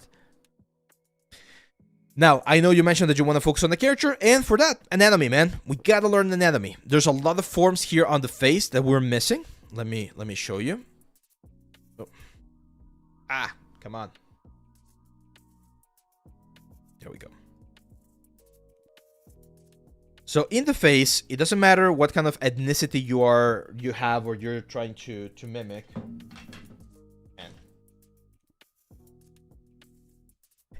You're always going to have the zygomatic arc. You're always going to have the zygomatic arc, the jaw lines, the nasolabial fold, right? The little like puppeteer lines over here. We're going to have another line that goes in this direction on the eye. The eye is going to be concave on this area and then convex on this area right here. We're going to have the frontal bone. So there's a lot of like form that we can definitely incorporate into this character. He looks a little bit like Keanu Reeves, to be honest. I'm not sure if you were using him as a reference, but there's definitely more stuff that we need to work on there in the anatomy side of things. I can see that you know the process, you're exploring Marvel's designer, that's great, but even the proportions of the character, he looks a little bit off proportion, and again, it's form. We need to improve a little bit more on the form. Yeah, there we go. Look at this. Here's another one. Very easy feedback. Arms, they're not like this. You can add a little bit more form. We got the deltoid going out, and then they're a little bit more straight in this area, and then we have the muscles on the forearms, right? And then we have the hands. So there's a lot of anatomy. We gotta see the anatomy. We gotta see the latissimus dorsi over there. We gotta see the ribcage border, the obliques, right? The neck going down, the trapezius on the other side. So there's a lot of anatomy things that we need to fix here. If you really want to focus on character, Eduard, you need to learn anatomy. It's fundamental. You cannot skip anatomy, okay? Dabron, sorry, my friend. No, we're not accepting any more portfolios. You can join the Discord, though, and we open submissions every month. And when the submissions are open, you can submit, and we'll review those on the next portfolio review, which is, of course, going to be on January. So, yeah, there we go. Yeah, everyone, because we got a couple more questions. DJC is also asking about that on Q Destroyer. Yeah, guys, portfolio review opens up every single month. We don't announce it. It's kind of like a first come, first served basis. So you need to be paying attention to the Discord channel. And when you see it pop up, you just like submit your portfolio. We only accept 30 portfolios per month. And that's what we're reviewing right now. Flick says, how many characters, clean, topo, rig, animated do you think are needed to get a job? You don't need to rig and animate. You can use some auto riggers and some auto animations if you want to, but you really don't need to do that. I would say 4 or 5 is a good number. And I usually recommend 1 male character, 1 female character, 1 monster character, and 1 sort of like creature or animal. By monster, I mean like a bipedal monster, right? Like a Halo Elite or something like that. Not specifically that, but that kind of like alien. And then a creature, usually like a 4-legged creature, like a horse or something similar, so that you show that you can do a little bit of everything. There we go. Let's go with the next one now.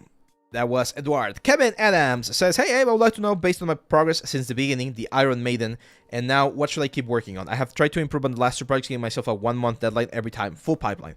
What would you consider my current level? Do you think I might have some opportunities? I also have some animations if you want to give a feedback. Thank you. Let's take a look. So he's asking on the improvement ever since the Iron Maiden. Which one's the Iron Maiden? Impure version... Cyber Samurai. Oh, this one. Iron Maiden Nova 7. This was earlier this year. Okay. Yeah, I think I remember this one. Yeah, I remember the sculpt. Okay, okay. So let's take a look at some of the latest projects. And I think I remember some of your stuff. One of the advices I gave you, and I think you followed that one, was not to do too many tutorials because you got a lot of like tutorial working here. So let's take a look at this one. Bihan Hain Mechanic. Nice. Nice, nice. Okay. Okay, we gotta be careful here with the topology. Oh. Whenever we're doing retopology, we gotta be very careful about the density that we're having. You don't need to have the exact same density everywhere. You can see, for instance, here the head is very dense because that's usually the part that's gonna animate the most. But then we go very, very low poly here on the pants. We don't need to go this low poly. So a topology probably closer to what we have here on the arms might be a little bit better. We definitely need to improve a little bit more on the forms, on the anatomy of the character in general, but this is a relatively normal sort of like resolution level for big characters or for like AAA games nowadays. So just be very mindful that you don't need to go again at this low, like on the pants, if you have other areas that are a little bit higher. Okay, of course, don't waste polygons and add polygons where you don't need them, but you don't need to go that low because otherwise you're gonna see like some very heavy faceting on some of the elements. Now that one's, it's okay. This one definitely looks a little bit better. I can also see more complexity to it. That's a good concept there. It's a complicated concept. Like this, for a 1-month project, it's tricky. Proportion-wise, I think the legs might be a little bit too short. We can make them a little bit longer. But it's a complex one. I'm glad that you were able to finish it. Again, we have a little bit of a similar issue with topology. Like I see some conflicting topology flows in certain areas that might make it a little bit difficult to animate or to rig. But this is definitely better. Now you were asking for a level. If I had to give you a level, I would definitely say junior artist. Like you're in the junior stages, but you're already grasping or understanding more of the stuff. This should be more than enough to get you a shot, probably in an indie studio. Because again, you have a good understanding of the general principles of the elements. And now, from here on, it's just about polishing.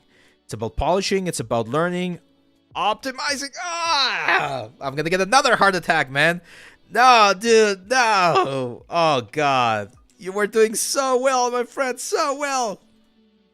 And then this. What is this? What is this, my friend? Yeah, okay. One of the things that I would strongly recommend you invest some time in is proper UV workflow, my friends. I have workflow, or we covered that in the substance course and in the retopology course as well. I would strongly recommend the retopology course for you, to be honest, because you're going to be able to learn a little bit more about the proper loops and everything, which you already have some of them. But yeah, this is not ideal. This is not ideal. Not ideal. You're missing a lot of cuts, and I can see it now here on this UV. See, this is why it's important. This is sort of like a double-edged sword for what's the word for you guys, but it's important because someone was saying, oh, this is legit, this looks very good. And yes, indeed, it looks very good. Like, the bakes look good, the textures look good, all of this, like organization. But then I see this as like, okay, it looks good, but there is room for improvement, which in this case are the UVs. We're using, well, first of all, a lot of UVs. We could probably simplify this, and we need to improve a little bit more on the cuts of the UVs so that we don't have this many cuts, okay? So even like, this doesn't kill your project, man. Like, I'm not telling you to go back and redo it. It's done. What I would do here is I'll probably hide this UVs because they are definitely going to take points away from you. But one of the things, it's important to fix that, okay? So for this particular character, just take these UVs out. Don't show them. Just showing this is more than enough for this project in particular. But now that I've called you out, you gotta promise that the next time that you do a project, you're gonna do the UVs properly, because that's not the way to do the UVs, okay? Hopefully that helps. What are those? Yeah, exactly, right? There you go. Okay, let's go to the next one. Hey, my hero, Ave. I would love your opinion about my 3D environment. Okay, let's take a look.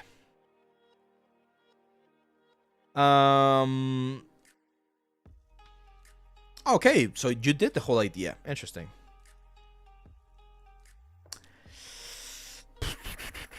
Oh man, I'm trying to find the exact words that I want to share with you. Okay. So, at first glance, it looks fine, right? Like, it's like, oh, cool, an environment. But then I started looking at it a little bit more closely, and the first thing I realized is that you did not take the time to really add more detail to the elements, okay? Everything that I'm seeing right now are boxes. Just cubes with a couple of bevels. You did work on the textures a little bit more, but this is not something that I see. Okay, like this looks weird. For instance, that chair right there, right? An office chair. If you want to do an office chair, you gotta do a proper office chair. I've never seen an office chair with 6 wheels. Never, ever, ever. The height of this office chair makes no sense with the height of the table. You won't be able to fit in there. You need to bring this lower. Why? Because you sit down and then your knees are gonna be like over here, and they're gonna like crash against the table. That height of the table looks a little bit weird as well. So there's a lot of proportion things here. Some of the textures, they don't look like as great as well. I like the fact that you try different like lighting scenarios. That's fun, but we definitely need to improve the modeling and the texturing, man. Because it's one of those things that it's not, and hopefully again this doesn't sound as harsh as I think it's gonna sound, but it's not as impressive, right? And one of the things that we want to do with our projects is we want to impress. Like, we want people to be like, oh, that's cool, or just like ask questions about it, right? And I don't think we're getting that right now. So yeah, I would probably focus a little bit more on that.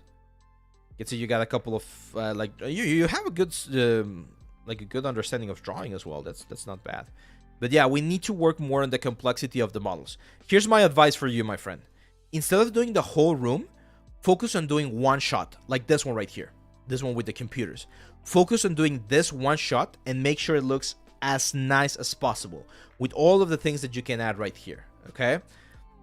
Play a little bit more with the textures. The wall, it just looks like very, I don't know, very sort of like PlayStation 2, if that makes sense. It kind of looks like how PlayStation 2 games used to look, with like this very ugly tileable textures. So you gotta be a little bit more mindful about that. There's even the render. I'm not sure where you did the render, but the render looks a little bit fake. Like it's missing a little bit of that sort of like bounce light. Here's an advice for everyone, guys. If you're struggling with like getting things to look nice, Blender has a lot of resources, very, very cool resources. If you go here to download and then you go to demo files, for instance, just go a couple of like versions down and you're gonna find some things like this. Look at the render on this one. It looks like a freaking photograph, right? Look at the render on this one. Look at the render on, there was like a classroom a couple of like years ago or something. That's one Classroom.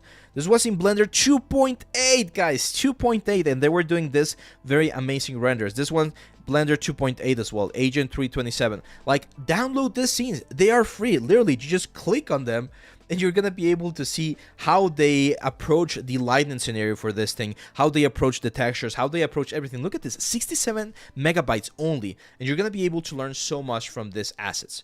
So there's no excuse, guys, to have renders or scenes that don't look as nice as they could, especially now that we have tools that are really, really advanced, okay? Do you know if it's possible to find a job as a 3D character artist from all this? Yeah, it's possible. I've done that. I've had some, like, several freelance works throughout the years as a 3D character artist. They're very competitive, though. Like, you really need to know your stuff, Lusmos, because, like, everyone wants to be a character artist, right? Character artists are like the vocalist or like the guitar players of a band. Everyone wants that position. So you're gonna have to be very good to be able to compete at that level. And the only way to do that is by always learning, always improving, right? Just keep learning every day. There you go, Genova. Yeah, make sure your UVs are nice next time. Let's go to the next one. Jack says, hey, I've been a big fan of the BODs for a while and want to be a part of the content. I'd love if you could give a squeeze of the portfolio. I graduated uni in early December, and I'm looking to make the big step into the industry. I'm currently focusing on environment, prop tech, art. If there's anything I'm doing wrong or can improve on, I'd love if you could point me in the right direction. Yes, of course. Let's take a look. Interesting. So this is Jack from Australia as well. Okay, see, this render looks nice. Again, we gotta work on the complexity of the pieces. I was lucky enough when I was younger. I was probably like, what, 14, 15. An uncle of mine, he is a car mechanic. He repairs like cars, and he has his own like workshop. And I worked for him for a couple of months, and I learned a lot about cars at that point. And one thing that I was like genuinely surprised by was the complexity of the pieces. So let's bring in that complexity, Jack, okay? Let's add more stuff, some posters on the walls, another rim light or bounce light happening from some other side. It's not a bad like start for this scene, but we can definitely push it a little bit more. Same for this one. Remember, anytime we're doing something simple, it needs to be justified. You know what I mean? Like this thing, I don't know what this is. Sewer manhole. This thing right here, it's something so simple. So simple. You did a good job. Like your UVs are clean, your modeling is clean, but it's something so simple that I'm not sure it's worth to have it on your portfolio. Because I know you can do this in a day or less, right? Like this is probably like a 2-hour exercise that you did. So I know you, and this is like, I love the enthusiasm. That's great. I always talk positively about your work, but this is something that I'll probably like, or you could probably do very, very quickly. So if that's a rule of thumb that I have, if you can do something very quickly, then it's not worth it for it to be in your portfolio. Sitting at night, HDRIs. Sell this, man. Like if you did this and they are working like nicely, sell them. These are great. I'd love to have that Villard one, or the like it's not called Villard. How is it called? Pool, right? Pool. Yeah, these are good, man. And this skill is quite valuable, to be honest. Like I don't know how to do HDRIs. I use an app before and it works fine, but this looks very, very clean. You should sell them. If you're not selling them, you should definitely try selling them. This looks fine. I really like this asset right here.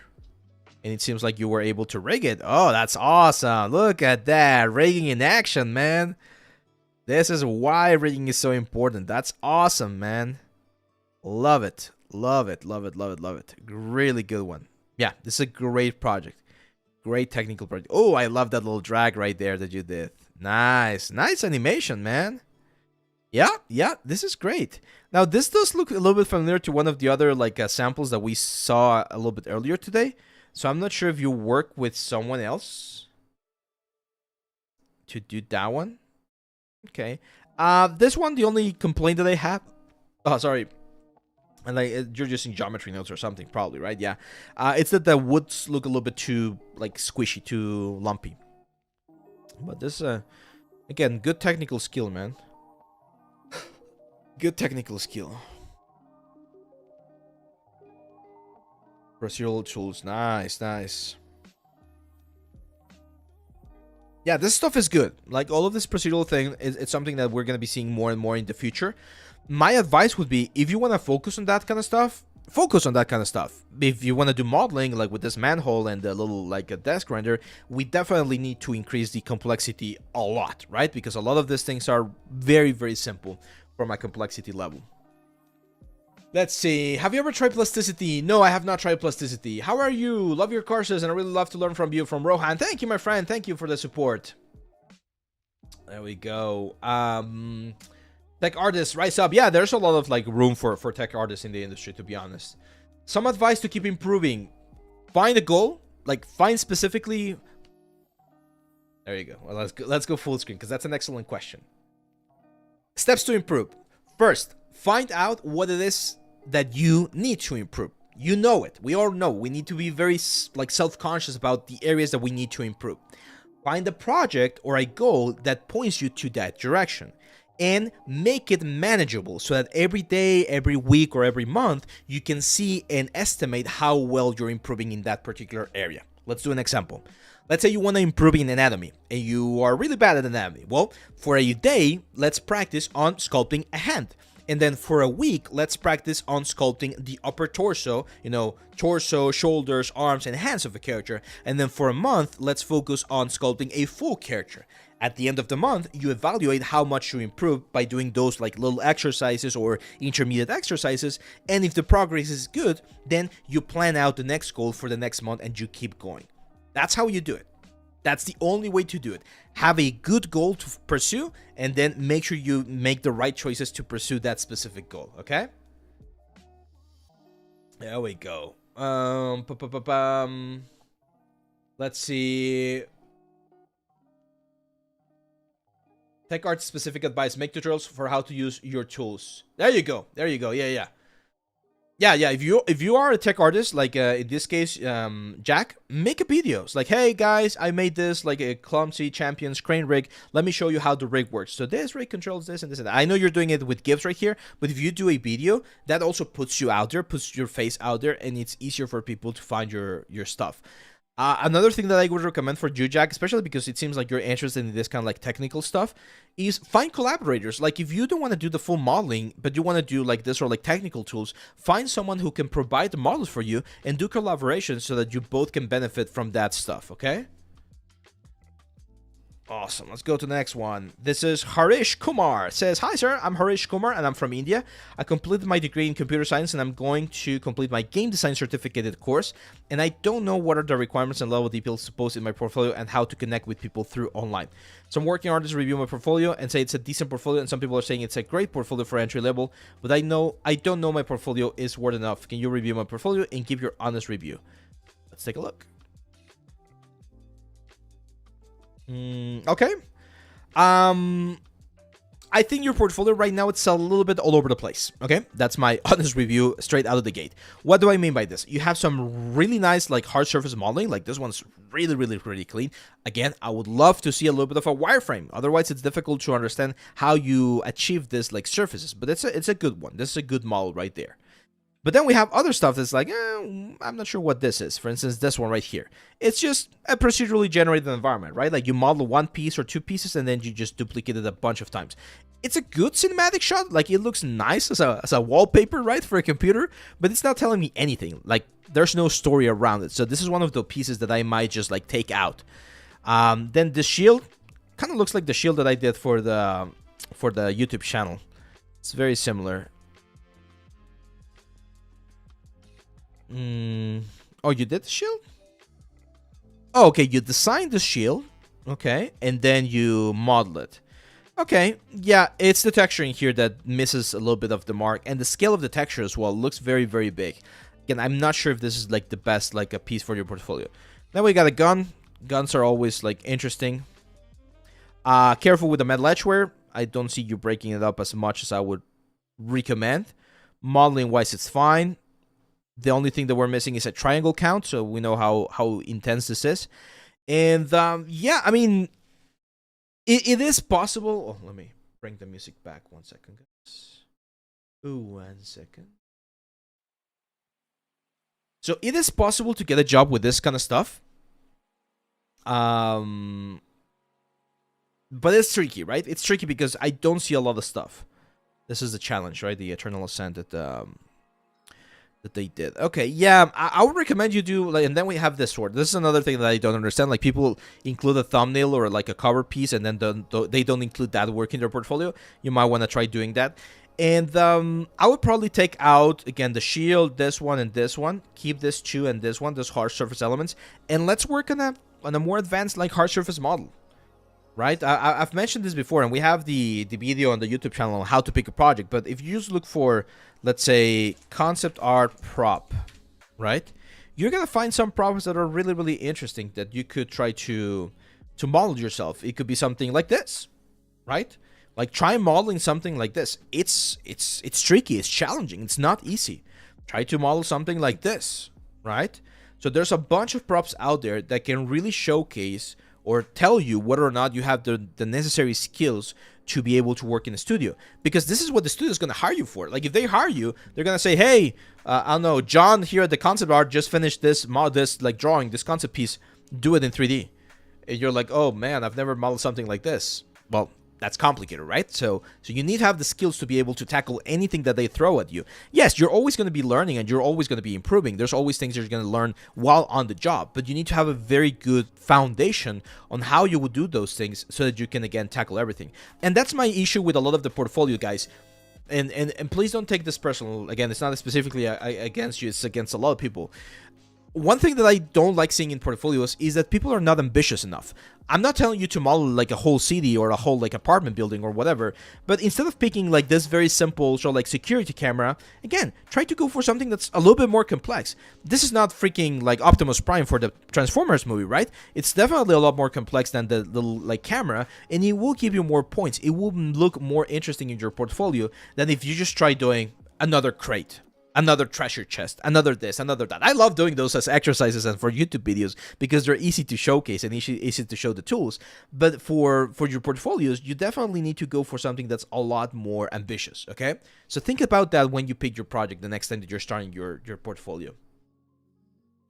Can anyone directly get into the senior character position with no experience but good portfolio? It is possible, but it is very difficult, and I'm going to explain why.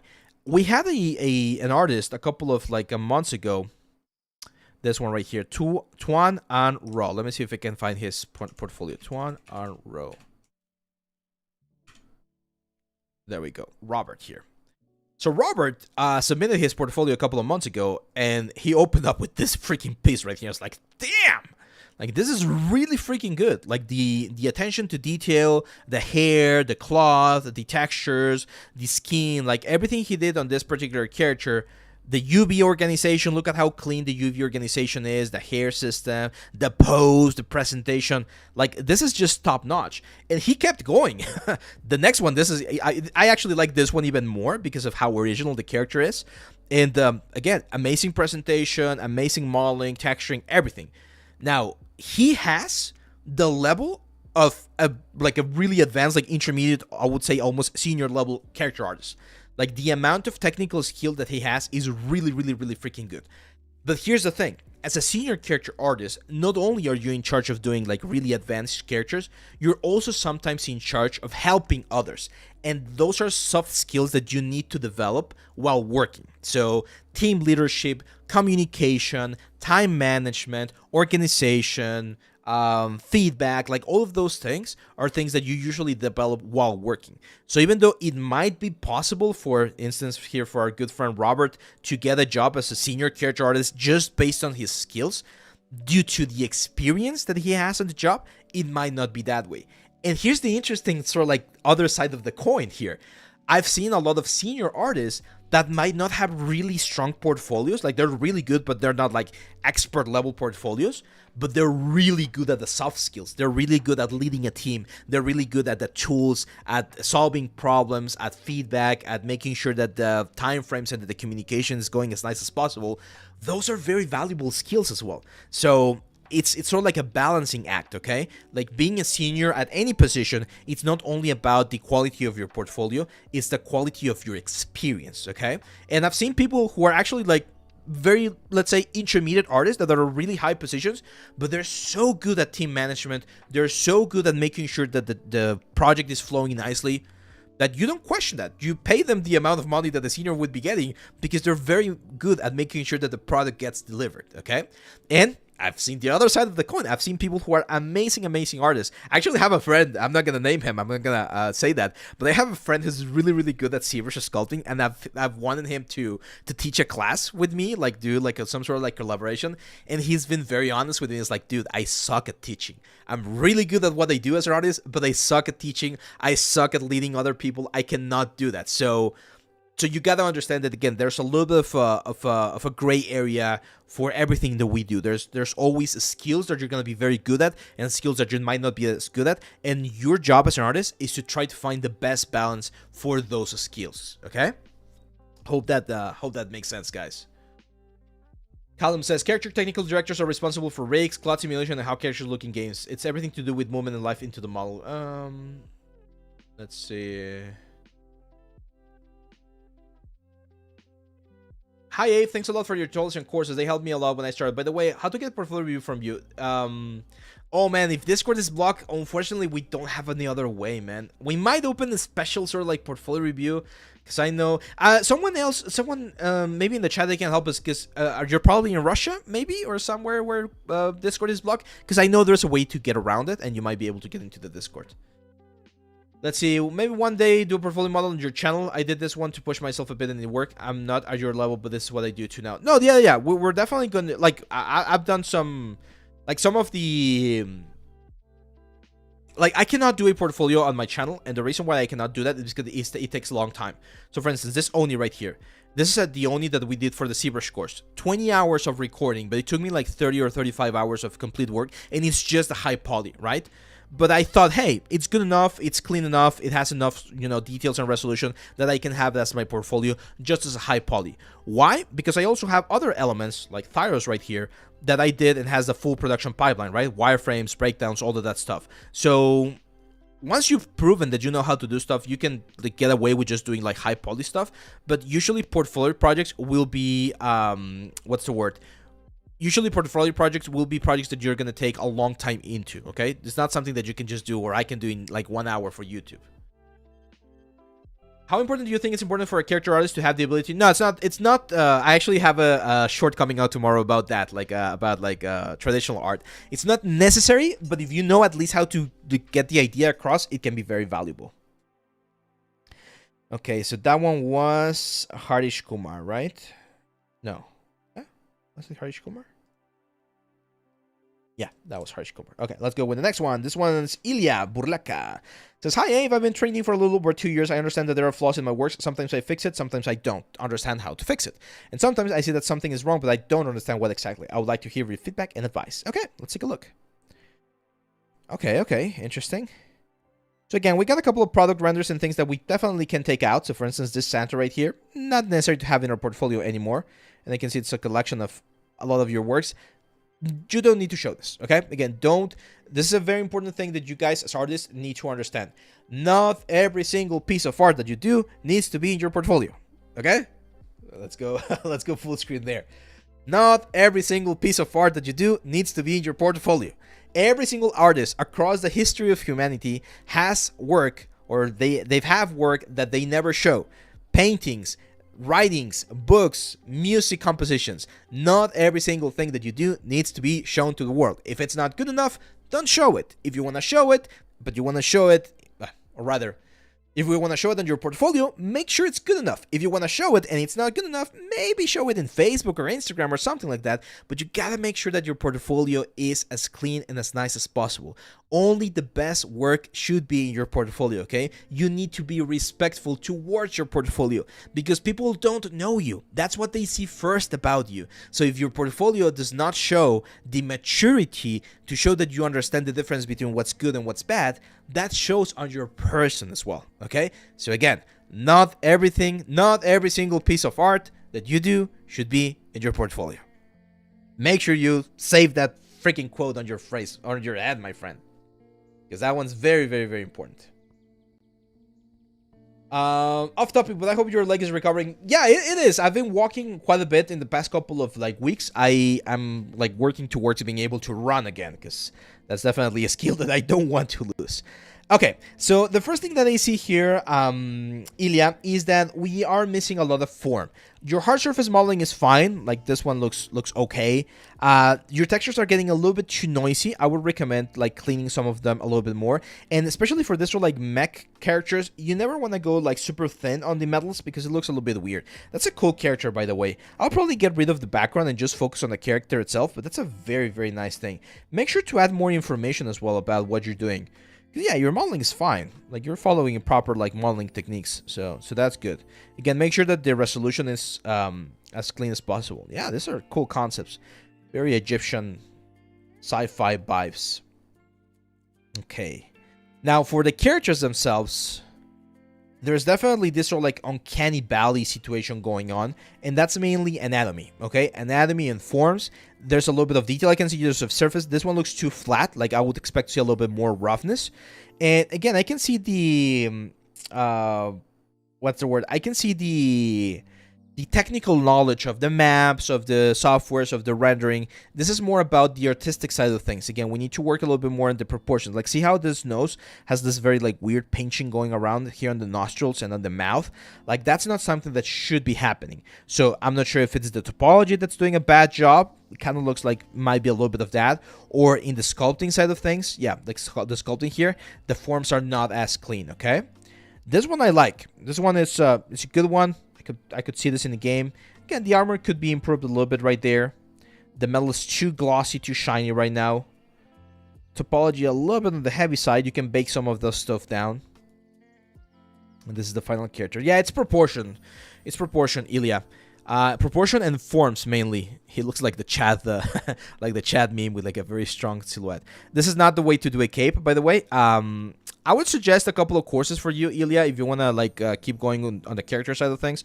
The first of them is, of course, the anatomy course with Duncan, so that you explore the proper forms and all that stuff. And the other one is the Marvelous Designer course, because that's how you would do something like this cape right here. Okay, the substance course might also be useful for you. It's about, at this point, Ilya, for you, it's about polishing, okay? Because I can see a good understanding of the softwares. Like, 2 years is a good amount of time to understand the softwares quite nicely. But now it's about polishing. Like, make sure you pick a project and you make it as nice as you can, okay? Okay, let's go with the next one. That was Ilya. Let's go with Vincent Galipao. Says, hi, I'm Vincent. I'm currently in my second year of studying at NAD in Montreal, Canada. To work in the video game industry. I've been doing 3D for about 3 years now, and I love doing modeling, whether it's props, environments, or characters, but I'm leaning towards becoming a character artist, although I still do not have any character in my portfolio. Okay, so if you don't have any character, it's time that we start working on that, man. Like, it's definitely time, because as I mentioned, it's a very competitive, like, scenario. Awesome textures, good model. I like this. I'm not sure what the hell this is, but this looks very cool. So, like a weapon, of course. Yeah. A little bit heavy on the metal edgeware again, but nothing that can be fixed. Oh, we have wireframes. Nice. Yeah, we can link the website. David, I'm not sure if you're there. Bike Sarah is asking about the website as well. Yeah, we have the courses over there, man, where I teach a lot about this stuff. Yeah, good wireframe. A little bit heavy on that one right there. We can simplify a little bit more, but nothing too critical.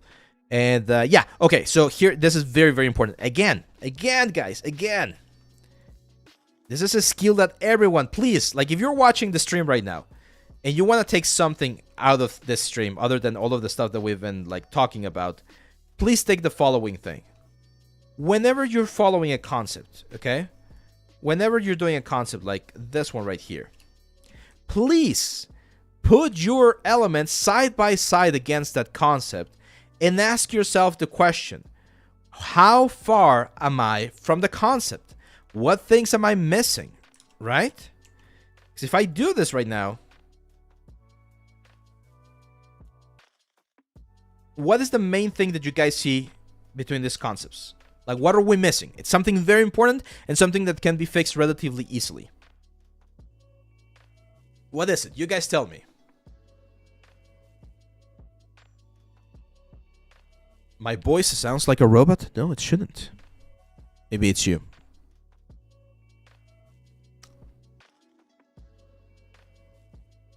So the main thing that I see right here is the color, right? The color of the element, it's too desaturated. And again, as I mentioned, that's easy to adjust. I can just go here to hue, saturation, and value, and we can saturate this a little bit more. The colors are too bright compared to what we have right there, so we need to make the colors a little bit duller, right? And that's going to get us closer to the element, okay? And then the metallic, okay? We can see some highlights here, here, here, here. And yours right now looks very flat. So it might be the roughness. Like maybe we went a little bit too heavy on the roughness on this one, my friend. We need to change that, okay? But if you have the concept and the concept's telling you it's a bright saturated orange, make sure your piece also has a bright saturated orange color to it, okay? It's very, very important, guys. The concepts are there for a reason. When you're in the studio, you're not going to get the chance of, oh, I wanted to change it to have like a little bit of artistic decision. No, that's not going to work. They're going to tell you, nope, that's the concept that got approved by the client. That's the concept that got approved by the art director. That's the concept you follow. That's it. You have no other choice, okay? Later on, when you become a senior, that's the point where you're like, hey, what do you guys think about changing this and this or that so that we can get a nicer result? That's when you might be able to get away with that kind of stuff. I love this gun, man. This looks very, very cool. Yeah, nice modeling. It's for cinematic, of course. I mean, it could be for a game as well. It's not that heavy. Yeah. Nice model, man. This is from Valorant, it looks. Cool. Yeah, not bad. Another katana. Again, nice attention to detail. I love the dragon that you did there. Do we have a close-up of the dragon? Yes, nice, man. Great job on this one. A little bit too thin right there. Like those would like snip or just break very easily. But nice attention to detail. If you can get this level of detail on a character, man, you're gonna be set like for a very nice success right there. La Casa de las Caragols. Casa de Barcelona. Nice. Are you from Barcelona as well, my friend? A little bit dark on the renders. Oh, I think you showed me. Did you show this to me? Someone sent me a video not too long ago. Looks very similar to what I saw. Yeah, this looks good, man. The only thing... Yeah, there we go. The breakdowns. Awesome. Yep. Yeah, good stuff, man. If you want to do characters, start working on characters. If you did this one right here, then what I can immediately tell is that we need to work a little bit more on anatomy. That's it. Understanding the forms, understanding the proportions, and working on that. This does look a little bit too shiny. Marble statues are usually a little bit duller, especially old marble statues. So you might want to work on that. But yeah, good stuff, man. Again, find your goal. Like, find a character that you want to do, like fan or something, and start working from there. Nice, nice. Okay, let's go to the next one. Kyosun says, hi Abe, I'm a beginner 3D artist. Been modeling for the last 2 years or so. I've completed some online classes and have attained a college attestation in 3D modeling for video games. I would love to become a character artist. I thought or think I'm ready to get into the industry, but I'm not entirely sure about it. Says, due to lack of feedback. I know how to improve texture, but also would like to know what I could make from Pro look much better. Yeah, we need more complexity, man. We need more complexity. Oh, this is the unfortunate thing about the state of the industry right now, and I understand why, because there's a lot of people who started like schools and certificate programs and diplomas and things like that, and then you spend money there, and the skills that you get are good, but not that good, right? So for instance, this one right here, it's fine. It fulfills the processes here for the character. As someone might have suggested to you, yes, textures can definitely be improved to be maybe a little bit more realistic or something. I like the rigging there. This right here, it's such a simple prop, it's such a simple asset that I'm not sure it's worth having it as a standalone element. Having it with the character on the next slide, that's fine, but as a standalone character, again, I'm not sure, right? This one is the render, and I don't know what you guys are doing here, because it says here you're using Unreal Engine, but at the same time, I've seen renders from Unreal Engine. They don't look like this. They don't look like this. And the modeling is, again, very boxy. It looks... You guys are not gonna let me lie here. If you take a look at PS2 games, right, like PlayStation 2 games, that's how they look, right? If we look at some sci-fi games, look at this. Like, that's the quality that PlayStation 2 games had. What was it, like 20 years ago, right? Right?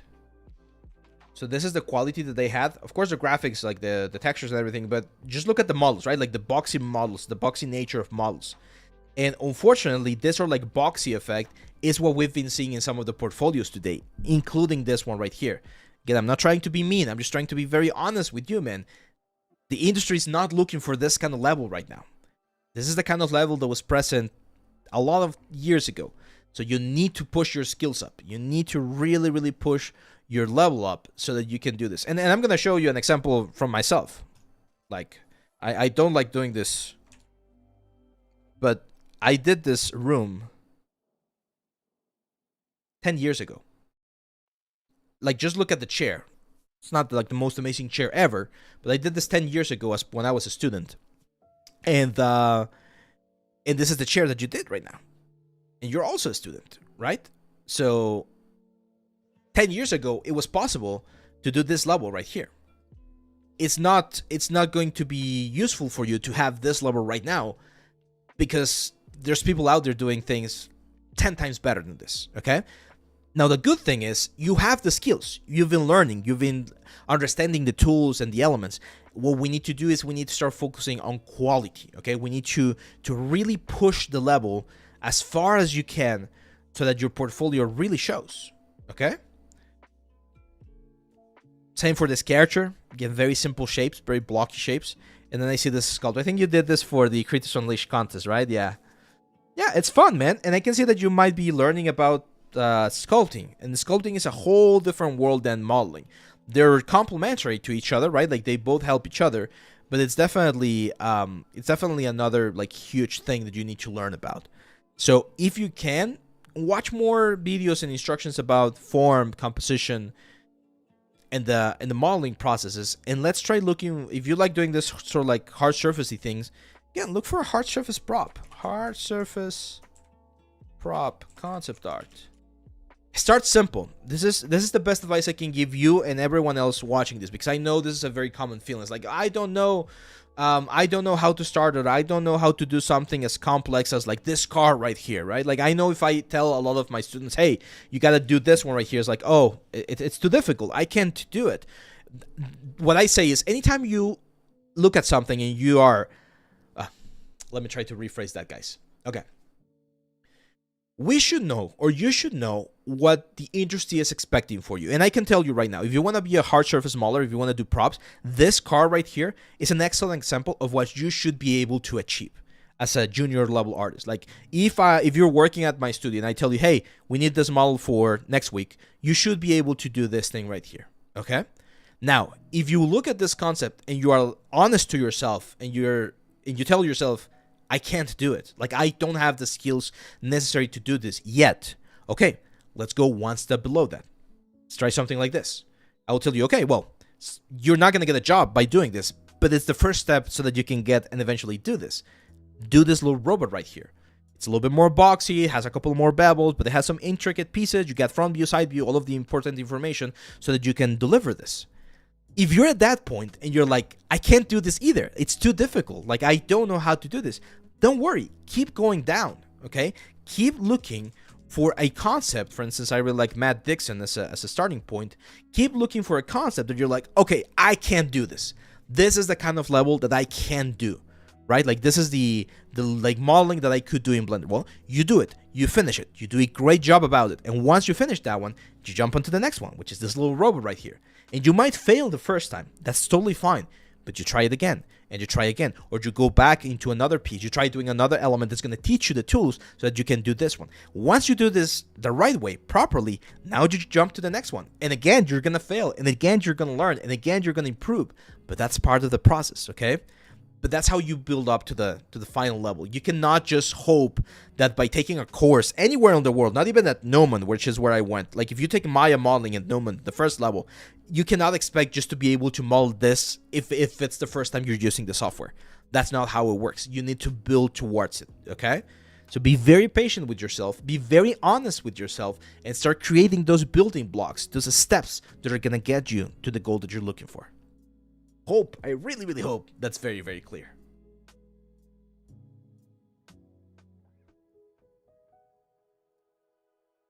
Let's see.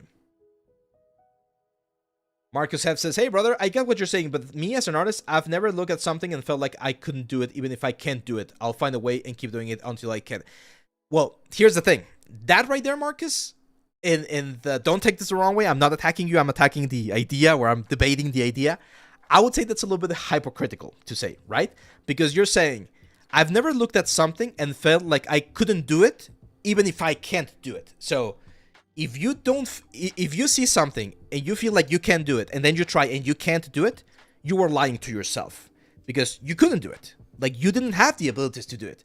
You might have the confidence and the motivation to do it, but the truth is you don't have the skills to do it. And that's fine, because you're going to develop those skills. And I understand what you are saying. It's like, I'm going to find a way. I'm going to keep doing it until I get it the first time. Yeah, but that's the thing. Like, then the first part of the quote might be a little bit, like, worded wrongly, right? Because if you look at something and you see that you can't do it, and then you start doing it and you realize you can't, then the first statement was wrong, right? Like, you couldn't do it. Like, you were wrong in thinking that you could do it. That doesn't mean that you're not going to pursue it and keep doing it. I'm just saying that you got to be honest with yourself. Like, we tend to be a little bit too ambitious sometimes, and too cocky is the word, right? Like, we're like, oh, yeah, I can do it. I'm a badass artist. Of course I can do it. If I can do it, I'm going to find a way to do it. Well, if you're going to find a way to do it, that means that you can't do it in the first place, right? But I get what you're saying. I'm just trying to teach this, especially to the beginners, to someone who's just starting, that it's fine to start with very simple things, master those simple things, and then jump to the big things later, okay? So is there anything in my portfolio I can keep? Kyosun? Yeah, you can keep the wizard. You can definitely keep the wizard. I would probably keep this one, but I would try to improve it with the better textures and better light. But the wizard is definitely your best piece right now. Even the creature I would probably take out, because it's it needs a little bit more work on the forms, okay? Anthony, what's up, my friend? What's up? How to present our own characters. I've covered that before, man. And I've covered that on the... Like, see, that's one of the things that I've been introducing in all of my courses. So in every single one of the courses that I have here on the site, we always have a chapter dedicated to presentation. So on the Duncan course, I teach you how to do clay renders. On this one right here, I teach you how to use polypaint to present your character. Of course, on the freaking door course, I teach you how to use textures and everything. Even on the Marvelous Designer course, like in every single course that you see here on the site, I teach you how to present your work, because it's very, very important. Presentation is very important. Marcus says, I get that, but that's the point of failing. You don't get discouraged, you keep going. Exactly. I totally agree there. Like, you don't get discouraged, you keep going. My main point, Marcus, with the little like talk that I just did, is that sometimes it's better, or it's a more strategic approach, that instead of like bashing your head against a very hard thing to do until you get it, if you work towards it in small increments, once you get to that challenge, it's going to be more manageable, okay? I'm going to give you another example. Let's say you want to run a marathon. Of course, I know that if I put a gun to your head, you're going to be able to run the marathon just because you want to live, right? But if you're not prepared at the end of the marathon, you might be very injured. You might be very, very exhausted. You might have like consequences of exerting your body like that badly, right? But if you start first by running a 5K and then a 10K and then a half marathon and then you go for the marathon, it's going to be a more stable and easier progression, and you're not going to suffer those consequences. So some people really like to go through the rough like patch and then you just go straight into the hard stuff. That's fine, but you can also build up towards that. That's my point. Let's see. ¿Tienes una respuesta clara a cómo hacer un environment cuando lo tienes considerado? Sé que yeah, we're actually gonna be doing that in the environment course. I'm gonna show you how to build an environment from scratch. That's the main gist of the course, and we're gonna include a little bit of design principles.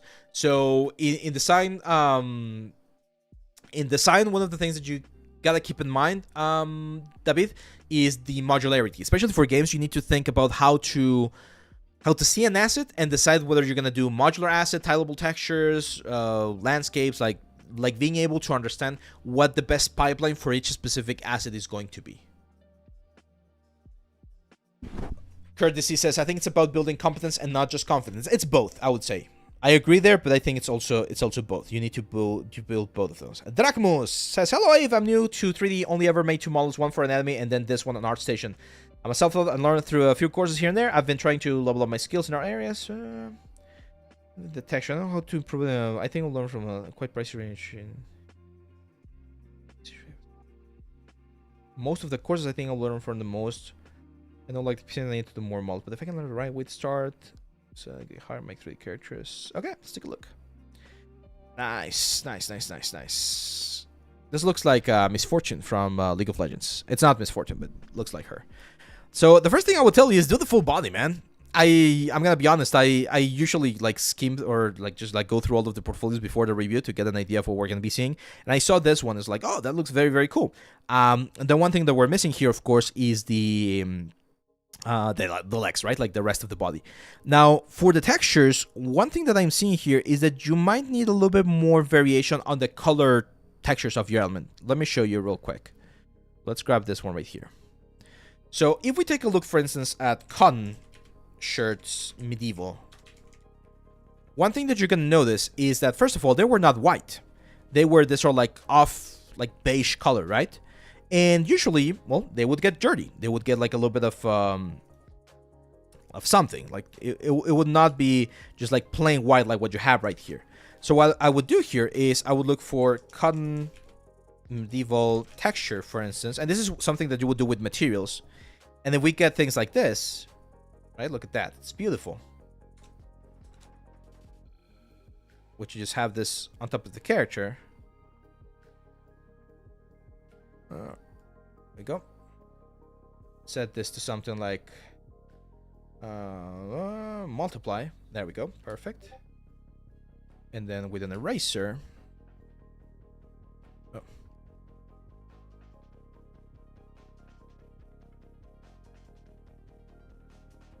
I'm doing this very, very fast, of course. Like you would do this inside of inside of Substance, of course, to texture this.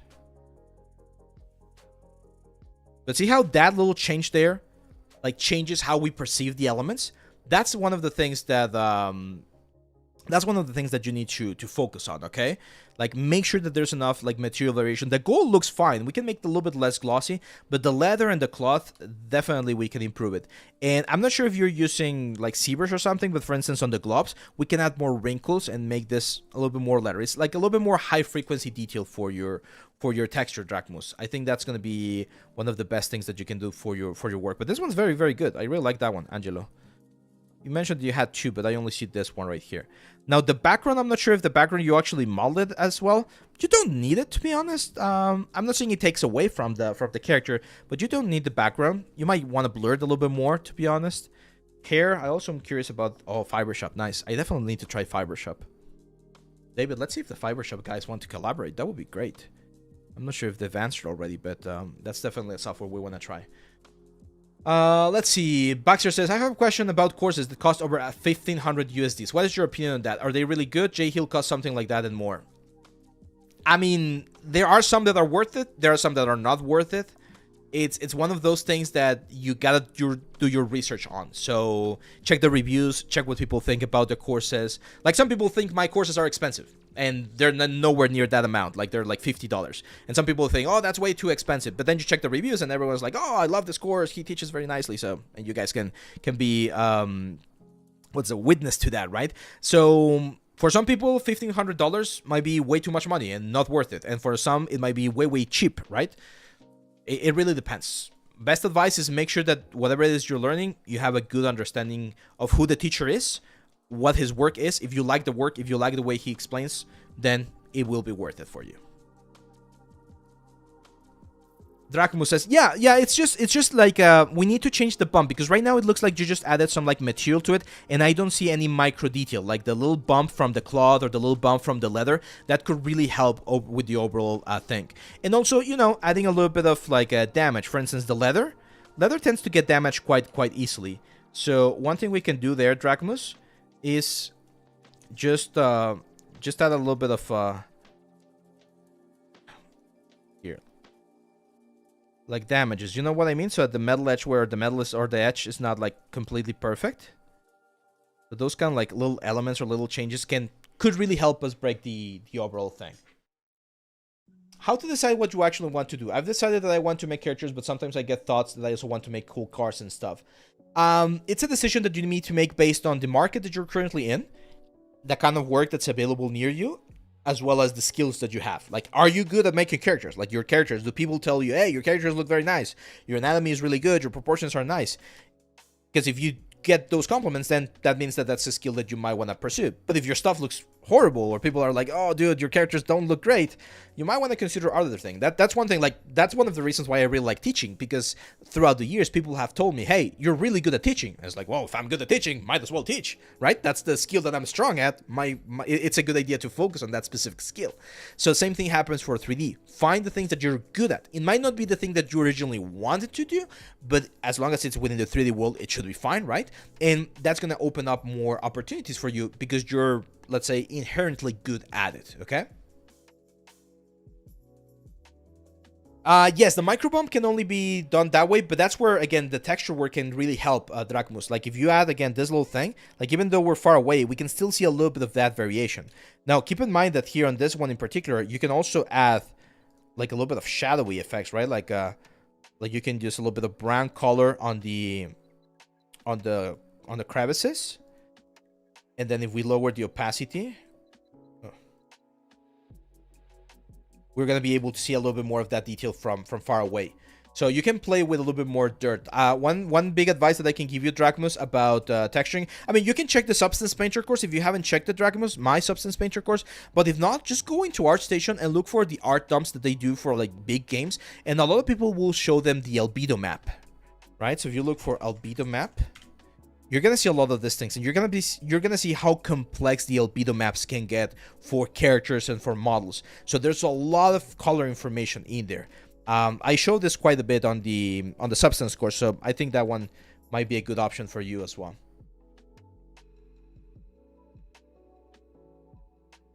Let's see. Hi, I'm Nifri. Santano. Every month we open submissions on the Discord channel. You need to be on the Discord channel. How many are we missing? 1, 2, 3, 4, 5, 6, 7, 8. 8. Oh, there we go. We're in the home stretch now. Let's go with Hamster, Andrew Hamilton. Andrew says here, the message says, good morning, afternoon, or night. Thank you for your feedback last month. I've been working on more complicated projects this semester of college. I plan to add more textures to the Transformer, or maybe I got them done before the review, but I hope to work in films. Let's take a look. Yeah, I remember yours. I think I remember some of yours. I really like this castle. This one's a fun one. Stylized, but I like it. This Transformer.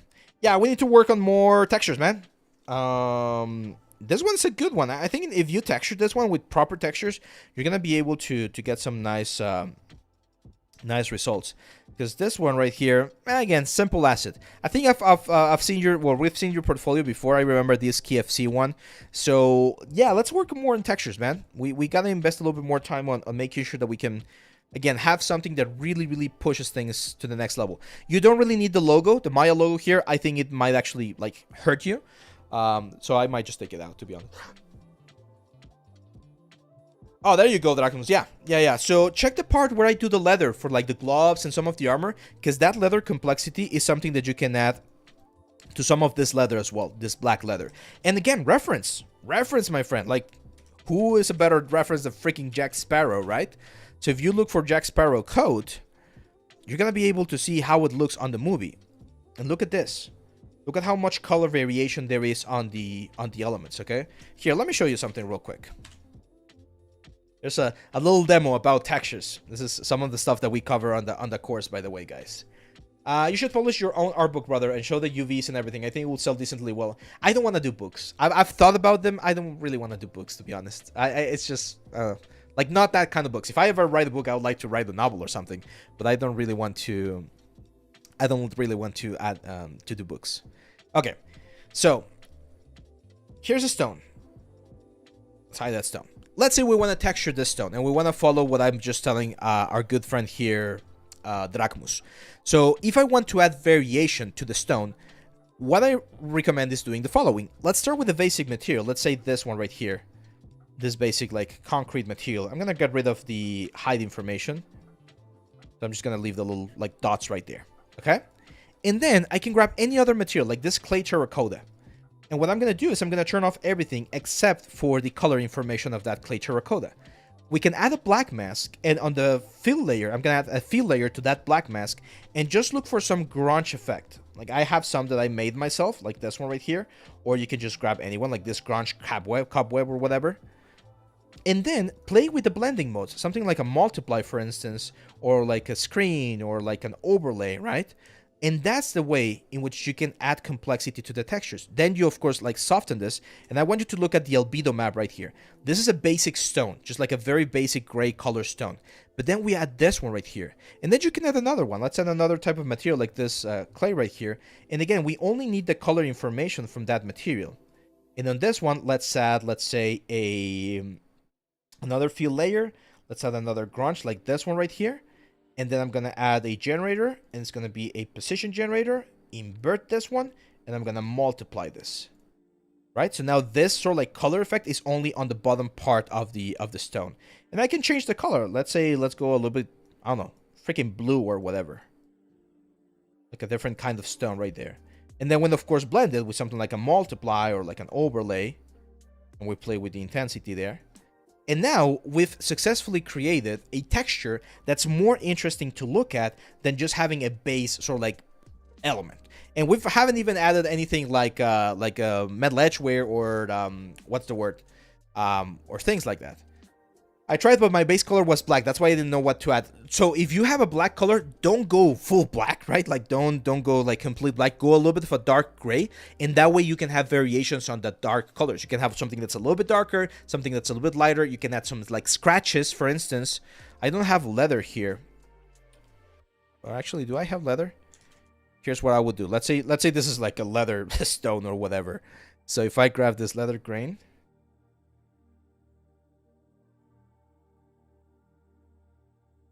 one right here. Let's wait for this to load. Yeah, No More Workshops has some amazing courses, man. I'm not sure if there's any specific like texturing course, but there's some really good. There we go. So this is the leather, the base leather, right? This could be like a leather, but right now it looks very boring. It looks very, very flat. If I add that color variation, that immediately gives me a little bit more, well, variation. And the leather, again, don't make this completely dark. It's going to be impossible to play with colors at that point. But if you make it like a dark gray color, something like this, right? Same for this one. Now, instead of overlay, we can use something like linear dodge. Linear dodge adds on top, like it multiplies towards the positive values. And we can add a little bit of variation there on the leather color. Look at that, right? We can add this one then, and we can have some like dark spots right there. So as you can see, we make a more interesting material without the need to really destroy anything that we have. Here's where I would add, for instance, scratches. It could just be like a white layer, add a black mask, and there's this fill layer, and we look for scratches. And we got, well, not those ones. Those ones are a little bit weird. This one. There we go. We, of course, need to tile this properly so it has the proper size for the scratches. Change the valence so that it's not as intense. We linear dodge as well. And it's probably not going to be white. It's probably going to be like this beige color, right? And there we go. So now this leather rock or whatever, looks more interesting than the basic just like a color leather. Like if this could be just like a black leather, and then if we add a little bit of intensity or complexity, we can make it look way more interesting. Which again, this is what you would see on the albedo map. Of course, you play around with the opacity. You're not going to have like full colors everywhere. So you might want to like blend these things a little bit. So it's just a little bit of a change. It might be very like not as noticeable as other things, but it's very important. I made a calculation on your courses, and I'm going to be serious on this. So your only course that I have not saw yet, the 21-hour course, which is a lot time, costs $2 per hour. I saw Jay Hill's work, but for 1,500 uses, I'm not sure he will teach me exactly what I need. And yeah. If you divide the amount of time that my courses runs and divide it by the amount of dollars it costs, I think it's a very fair price. I've even gotten people telling me, oh, you should sell this like way more expensive, but I don't want to do that because it feels, I don't know, it feels weird to do it. So I'm always going to try to price them as fair as possible. But yeah. Do you mention in your CV or portfolio that you took some courses? Me? Like on my course? Not really. No, I don't mention that. I mentioned that I teach courses. I'm not sure if I have my up-to-date CV here. Where did I have it? I need to check where my like most current CB is, but yeah. Leather rock sounds like a new genre. Yeah, right? I recently saw a short of yours where you mentioned tiling textures in Painter is different compared to Maya. No, it's not different, man. Bala, it's the same thing, but it's depending on which element you use. So right now, I'm tiling within the UV maps. Check the video that I released this week on the YouTube channel, because I explained how to do the tileable material setup. It's not tileable texture, it's tileable material, okay? So there we go. So yeah, let's go to the next one. Sank says, hello there, Abe. My name is Camilo, and I'm a junior 3D artist and want to focus mainly on character creation. I like realistic style, God of War kinda, and have been developing my skill in 3D for at least 2 years now. My experience sculpting less than a year. I love this world and learn this shit one day. There we go. Cool. Yeah. Got some cool stuff here. Definitely stylized. This is not what I would call realistic. It's a little bit more in the stylized side of things. But you got some good proportions, man. That's one of the tricky parts to get at first. So you got some good proportions. I love the texture. Look at that. We were just talking about this, right? Like the complexity on the textures, the variations in colors and everything. I would definitely recommend you check the anatomy course if you haven't, because there's a couple of anatomy things that we can improve, forms specifically. But proportions are nice, and that's a good start. Nice. I like this one. I've always liked the sort of like mystical shaman-looking elements. We definitely need to improve a little bit more on the modeling side of things. Like these straps, they look very weak. They look like they're just floating on the character. And there's a specific technique, we showed this on the Oni course, where I can show you how to make sure that they really feel like they're going across the character. What other softwares can be used instead of Marmoset? For what, Lautaro? For rendering? Blender. If you don't want to pay anything, just render in Blender or Unreal Engine even. If you want a texture, you only have the big options are Substance Painter, Marmoset, and freaking 3D Code. Those are like the 3 big ones. Yeah, this is good, man. Full body as well. My recommendation, if you want to be a character artist, Camilo, you need to start practicing more on doing full body stuff. This is way too many UVs for just a portrait like this one. The UV like distribution is not bad. I've never seen this one, to be honest, like front and back on the same place, but it's not bad. Like it works. It's just that I feel like the textures are fine, but for some reason here they look very blurry. I'm not sure what you're using to render. It seems like you're using Marmoset. I would try to yeah, I would try to push the textures a little bit more. The sculpting looks good. Like this sculpt, good sculpt. And actually the leather bands here, they look nice. I'm not sure why they look a little bit not as nice on the final render. Did you not do the bakes? I think you might be missing a little bit on the shrink back stuff, because I feel like you lost a lot of form from your sculpt to this one. If you haven't seen the retopology course, that might be another one that might be helpful for you. Is it good to render our character in Marmoset or Unreal for a portfolio? Marmoset is fine. Marmoset is fine. I want to get Disney-like character style. How to learn it? That's a little bit more... You still need to sculpt. Like, most people do sculpting inside of ZBrush and then they retopo for clean elements. Ulises, sí, lo que acabo de mencionar está en el curso de Substance. Está en inglés, el curso está en inglés, pero si tienes dudas me puedes mandar pregunta. Y sí hablo español. Would you recommend also learning Mari for texturing for the games industry? No, for games, Substance is usually more than enough. Mari is used more in the film industry because you're working with really big UDIM sets, like really big UDIM sets. Okay, let's go to the next one. Lynn says, hello, hey, my name is Lynn. I'm currently living and work in Vietnam. As of December, it will be exactly 1 year since I started learning 3D. Currently, I'm focusing on creating 3D props for games. During my studies, I had the opportunity to work on some real-world TV commercial projects as a 3D modeling artist. That's great. I'm very grateful for your time in providing feedback so that I can improve. Well, my experience, I'm very confident. By the way, I want to thank you very much. During my self-study, I watch a lot of your videos and greatly appreciate what you're doing and contributing to the 3D community worldwide. By the way, I never imagined I was going to be doing this. So I'm always super humbled by getting to know you guys. This is amazing, Lynn. And this is my point, guys. Like, we've seen some good portfolios and some portfolios that, of course, need a little bit of work throughout today's review. Lin here has 1 year of experience, and he's already doing things that look freaking amazing. Look at the texture work on this, like a screwdriver. Amazing, right? Amazing. So, yeah, like, there's absolutely nothing I could say about this. The model is so simple. I'm sure everyone who has done 3D can do this model. And it's all about, like, the texture work, right? Like, how do you make sure to bake all of this information? It's a 4K map. Here's the reference. And here's the construction. Just so good, man. So good. This is a sled. I like this. More stylized stuff, but quite nice as well. Nice, man. Nice, nice. Be careful with this spotlight that you have right here. I would just increase the radius so that it hits more of the element. But look at this. This is the attention to detail that I mentioned. Look at how Lynn here is adding more damage on the center like part of the sled. Why? Because whoever's going to be on this sled is going to be sitting there, so there's going to be more, rubbing against that particular part of the process or the piece, and therefore we're going to get more of that effect. This is a great piece, by the way, man. Good sculpt. Oh man, I'm gonna ask a favor, Len. I'm gonna ask a favor. So if you watch this, please send me a DM, because there's something I would love to do with this sled, and I want to know if I can have this model. I don't want to. I want to do a specific texture process with this one, and it's such a good model that if you would be willing to collaborate, that would be amazing, because this is a great piece to work with. Great sculpt there, man. There are not many videos on how to create a CV for a character artist or what. The thing is, most of the stuff here in our industry is portfolio based. Like the CV is important, but it's more like a formality. So as long as it's just like a basic CV, like the CV is not going to decide whether you get the job or not. It's gonna be just like the extra little document that they need. What's gonna decide whether you get the job or not is gonna be your portfolio and like your online presses and things like that. Nice. It's a little bit of a simpler asset, Lynn. I would suggest maybe take this one out or add more stuff around it so that it's not just like this little old stone lantern. Because you got some really cool stuff right here. Even this gun right here is very nice.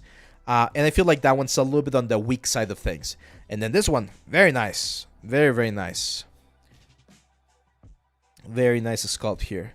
We need to work a little bit more on the forms of the cloth. Look at some reference from statues, right? How they manage those, but this is some good detail. It's gonna be a pain. Well, not a pain, but it's gonna be a little bit complicated to retopologize this thing. There's a couple of new techniques nowadays that you can use, but yeah, good stuff, man. Good stuff. Let's see. Anil saying, hi Ave, how do I master topology? Do I count vertex while rerouting a loop, or is there a formula you guys follow when you need for rerouting a loop? Yes, so topology or retopology, it's about deformation, like how you want things to deform, capturing the silhouette, and making sure that the mesh flows as nice as possible. And that's what we cover on the retopology course. I do have a couple of retopology videos on YouTube for free, but if you want a more like in-depth approach to retopology, this one is really good. And if you buy this course, you actually get a discount to buy Topogon, like the full version of Topogon as well. So yeah, you might want to check this one out, the complete guide to retopology. There we go. This is the reason I ask about courses and CVs for portfolios, because I don't know if some courses will count or help. No, the courses will help, Bexer. The courses will help to make your portfolio look better. You don't really need to include that. You do include if you went to like a certificate program, or if you took like some like big amount of like school time, right? Like for instance, in my CV, it says that I went to Noman. And before that, it says that I went to another like small school here in Mexico that was called Ethos. So those are like academic formations, yes, but I don't include like every single like course that I have ever taken. So no.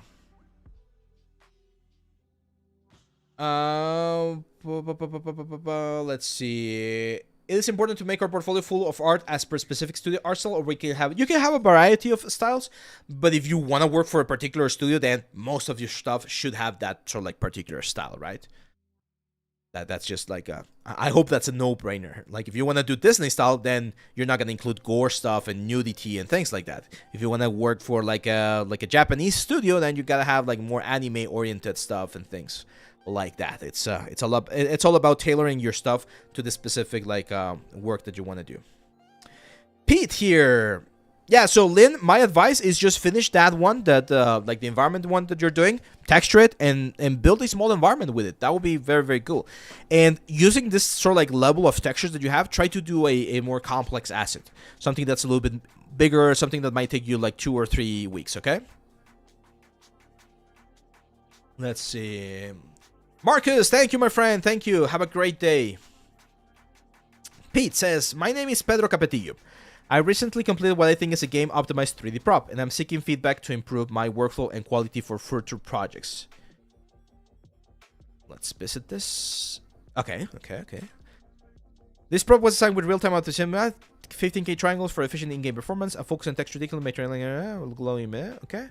Geometry, texturing, presentation. Okay, so the first thing that I see is that the sculpting looks a little bit lumpy. What do I mean by this? Like this metal right here looks a little bit like stylized. It doesn't look sharp as I would expect some like metals to be. The textures themselves look very uniform. Like I don't see a lot of variation for this kind of like gold elements. I would expect to see a little bit of like a patina or some rust or something like that. Right now it looks very uniform. Then from an optimization perspective, I need to see the wireframe. Yeah, we can definitely optimize this a little bit more. Let me show you here. So whenever you have an area that's not going to change the silhouette, we can eliminate those loops. So for instance, this loop right here, this loop right here, this loop right here, and this loop right here, we can just delete them. Same for this one. This loop right here, this loop right here, those two loops are gone. We don't need those. If there's faces behind this piece, we can delete those faces. All of this thing right here, we can easily solve that with just like a couple of triangles. You don't need to have those many because all of that information is going to be baked down into the normal map, okay? Like this line right there, if it's not changing the silhouette, get rid of it. We don't need it. Same for this one, this one, this one, this one. If all of those are not giving at least a little bit of curvature, we don't need them. If they're giving a little bit of curvature, delete a couple. You don't need too many, okay? Like this asset can definitely be improved a little bit more. You are already in a good optimization, but if you're asking me about whether it can be improved more, yes, it can. Like we can delete some of the edges to really make it even more optimized. So yeah, be careful with these little details. All of those little details you don't need to keep on your resolution because that stuff is gonna be baked down into the normal maps. It's a good sculpt. I like the sculpt. Now that I see the sculpt, I like it. I understand what you were going for. So this is definitely good. But yeah, again, I would add a little bit more visual interest to the color variation of your element. The material variation is fine. Like I like the fact that we have a little bit of wood, we have the emissive maps, and we have these things right here. But definitely add a little bit more variation on the metals as well. Maybe some of them are not gold. Maybe some of them are like silver or like a steel or iron or something. And that way we don't have something that's just like gold and that's it, okay? Let me check if we have some. Ah, yeah, I remember some of your stuff. Yeah, this is definitely an improvement from a workflow perspective. Now, again, I'm going to be honest with you. This is a relatively simple prop. So you probably want to do something that's a little bit more ambitious, okay, Pedro? It's not a bad start, but I think you can push it to something more ambitious. Ward says, hey, I've been doing 3D modeling and animation for almost 7 years now, and I've noticed I've still got an artistic gap between myself and some people with less experience. Any tips? As I've mentioned before, pinpoint, like find exactly what it is. Like, if you look at people who are doing amazing things and you're like, why is my stuff not there? Be very honest and find what it is. Is it form? Is it anatomy? Is it textures? Is it rendering? Is it presentation? Is it modeling? And just find the specific gaps in your knowledge that you need to improve. Now, I do say don't compare yourself to others because everyone has their own like job or not job, their own like path, and we all have different situations in our lives. So compare yourself to yourself. Like if every single year for the past 7 years you've been improving as a 3D artist, then you're doing fine. But if you want to speed run that improvement, or if you want to improve a little bit faster, you might need to make some sacrifices, because those people that might have less years of experience but are doing way better things, they might be spending more time doing 3D, and in that case it's only fair that they're better than you because they spend more time, right? Like it would be very unfair if you just spend 1 hour and someone who spent 100 hours is worse than you. That doesn't make sense. So you might need to spend more time, you might need to practice more, you might need to invest in buying a course or enrolling in a class or looking some mentorship or something to find out where those gaps are and close those gaps so that you can keep on improving, okay? Those would be my tips. Ugh, I'm losing my voice now. Hopefully I don't lose my voice before we finish the review. Angel says, hi, hey, thanks for doing this dynamic. I really appreciate it. My name is Angel Gomez. I'm a 3D character artist with a deep passion for creating creatures, characters, and monsters. My dream has always been to work in a game or film studio, bringing stylized characters to life through sculpting and texturing. While I've been fortunate to collaborate with companies selling 3D printable models for tabletop games like D&D and Warhammer, I really enjoy this because I'm a game master in D&D. And just, but my head set on joining a studio and working on stylized games is what I love most. But so far, I haven't been able to break up into the industry. I really appreciate your feedback. Also, I have experience teaching 3D Basic at my father's academy, Blender receivers. Do you think this is worth mentioning? Yeah, I think you were asking this a couple of minutes ago here on the chat. Angel, yes, it's definitely worth mentioning it. And yeah, I have seen this frog before. Isn't this the frog from League of Legends? Yeah, it is the frog from League of Legends. There you go. Yeah, this is good, man. I mean, this is... I'm not sure if you're doing hand-painted style. Seems like you are.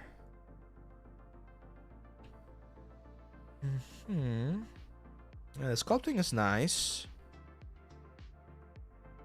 The hand-painted can be improved a little bit. Looks a little bit choppy here on this area. Like muddy on this area. So we need to clean that up a little bit.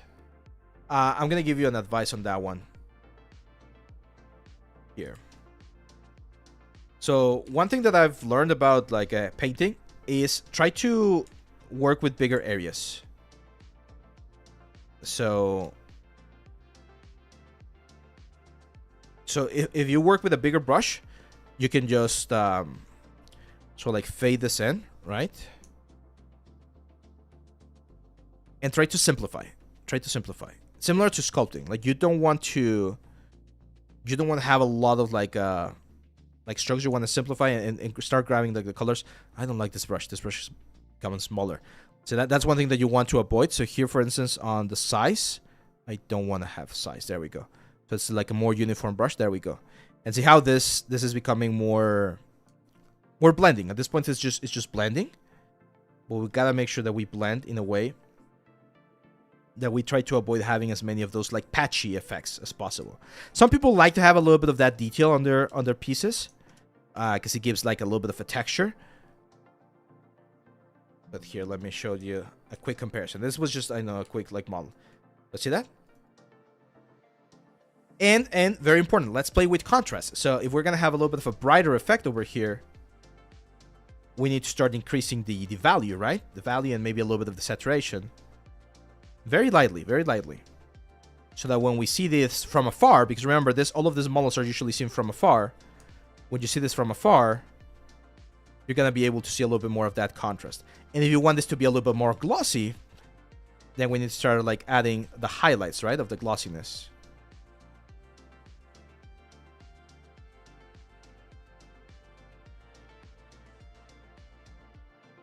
Right?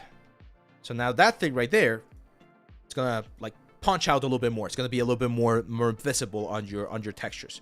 So that would be one of the advice. Try to soften it out, like blend things a little bit. So people like to use what's the word? They like to use the soft brush as well to do a little bit of that blending.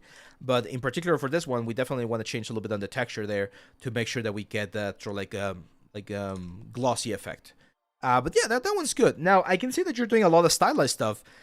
My question would be where you are at. It says here you're in Spain, so I'm not sure if Spain has a big... No, Spain does have a big industry for stylized stuff as well. So it looks like you're quite young. I'm not sure how old you are. Oh, it says right here, 22 years old. Try to start looking for opportunities there, man. Like Spain has, like I know in Madrid and in Barcelona, there are studios out there. So try to find some mixers and get your name out there, because I think you already have a good understanding of the general idea of the modeling and the texturing side of things. If you want to do characters, you definitely got to do more characters. Like right now, I don't see any character. I see some creatures. But if you got to do characters, you need to do like, anatomy characters, like full body characters. Pedro Capetillo says, you try to do, I tried to make it like an arcane style. What do you suggest? A good power model is good? Pedro? Oh, you were, okay. So Pedro, I'm going back to you just because you're here on the chat.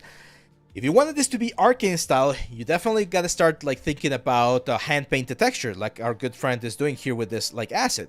This kind of like PBR method does not work the same way the arcane style works. Okay, so those are like two different things. What would I suggest? Similar to what I mentioned before, like a robot, like from Matt Dixon. Those are really, really good exercises. He's got a bunch of them with a bunch of different like properties and elements. These are relatively simple to do, but once you have those, just go for something a little bit more complex. So robot concept art, and you're gonna be able to find some of them. Again, let's just write -AI, and you should find some that are gonna be up to the level that you're at. So if you're in a very good level, yeah, you can try doing something crazy like this one right here. But if you're still on the, let's say, beginner stages of your journey, you can try doing something a little bit less ambitious, something like this one right here, for instance, right?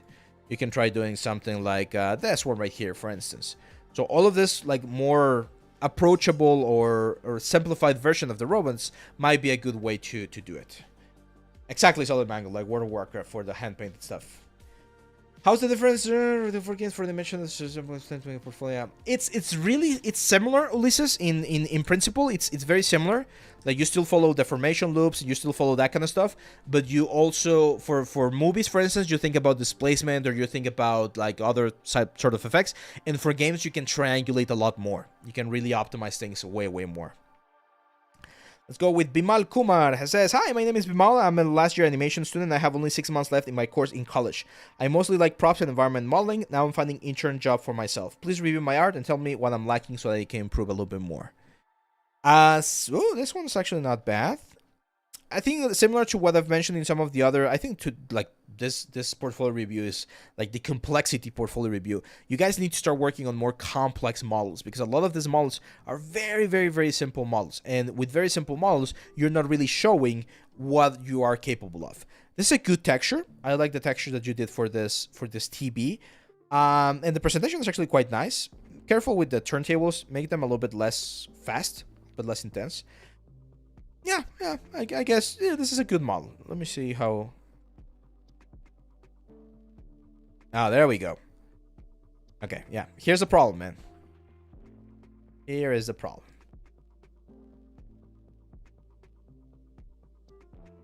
And this is... We've talked about this extensively, this portfolio review. This is a problem of scope, right? You get this. You get this very cool concept. This TB right here, excellent concept for like a hard surface exercise, or like a hard surface portfolio piece for your portfolio. But then you failed in capturing the important details. What do I mean by this? You started doing things that were not there, right? So look at this. This piece right here, it's not on the concept. You added it. Why? I don't know. But then important pieces such as this little dots right there, this little indent right there, this little indent right here, the little like round indents over on this side, you did not add those. So to me, it feels like you took this this concept and you were like, I like the idea, I'm gonna do whatever I want, I'm gonna do my own stuff, and you did not match the concept. Okay, like look at this, look at the back part of the TB, how it goes down and then has this angle and then goes down here and then goes in here. You were like, nope, I'm just going to do a square box. Why? Maybe you thought it was going to be easier. Or maybe you didn't know how to approach the other things. Same thing over here. I take a look at all of the details here.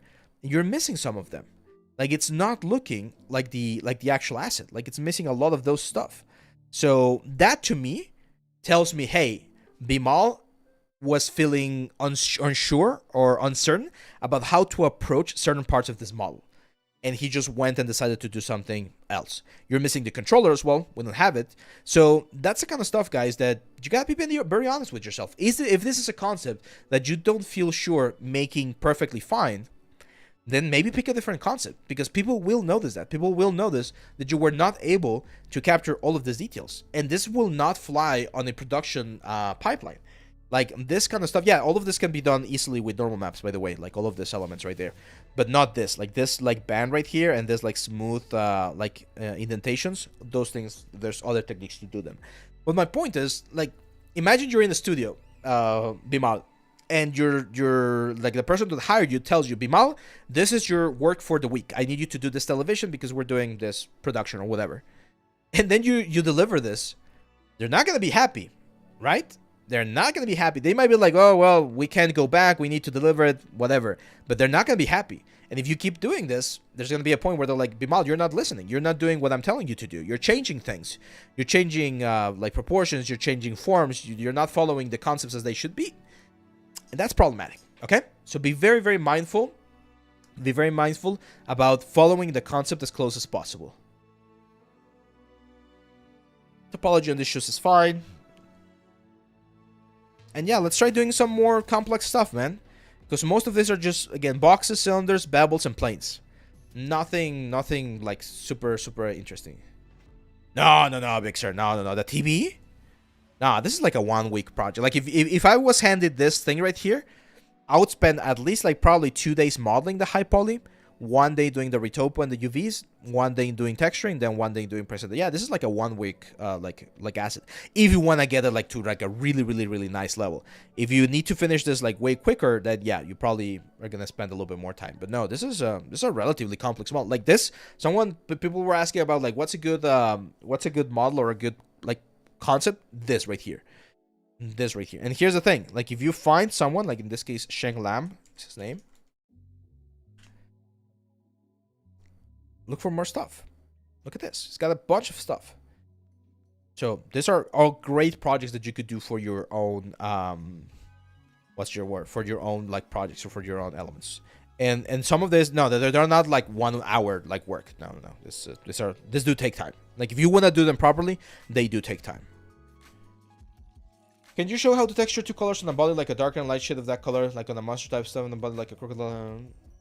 We've done that before, man. It's on the substance course. You just use 2 layers, blend them with the mask. Okay, let's go. I think this is two more. We got Mohab Mohammed, 3D self-taught artist since 2017. Nice. I will learn some of my arts of freelance work. I really appreciate your feedback and thank you very much. Let's take a look. Yeah, this looks very nice. Very stylized. I like it. We need to see the wireframe. Like the only way, Mohav, that I can tell you, hey, I'll buy this character from you and I'm going to use it in the game or something, is I need to see the wireframe. Otherwise, I don't know if this is ready for rigging or if it's ready for anything, right? Because this could be just a sculpt. A very nice sculpt. I'm not going to deny that. Like the stylization, the proportions, everything looks quite nice. But if we don't see the wireframe, it's impossible to know. You don't need to add these flames. That's a little bit too much. Personal preference of mine. And yeah, I can see you have a bunch of like stylized work. My big question is, are you doing retopology? Because if you're not doing retopology, man, you're missing like a lot. What's this? Is this Forger? Kind of looks like Forger. Yeah, I think that's the main thing that you're missing right now, man. Like you have some cool characters, and I can see that you're like managing some interesting proportions. There's definitely some anatomy that we can improve.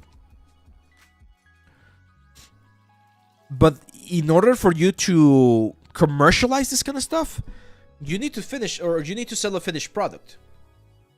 I'm gonna give you a very stupid what's the word? I'm gonna give you a very stupid analogy, but hope this works to make my point. Right now, imagine you're selling cakes, okay? Right now, to me, it feels like you're selling me a cake, and you show me how the final cake is gonna look, but then I go and buy it, and you just give me the box with the mix and the tools. It's like, there you go. Now just do the cake. It's like, no, dude. Like, you need to, if you want to sell your product or you're gonna sell your stuff, you gotta sell the full package. So for a character artist, for a modeler, that is, well, UVs, texture maps, good topology, deformation, all that kind of stuff. Otherwise, it's very difficult, right? Like why would I buy this from you when there's someone else out there that can sell me the full package, right? He can do a character, he can retopologize it, he can texture it, he can do the UV. Oh, you want to do 3D printing? Okay, it's a whole different story.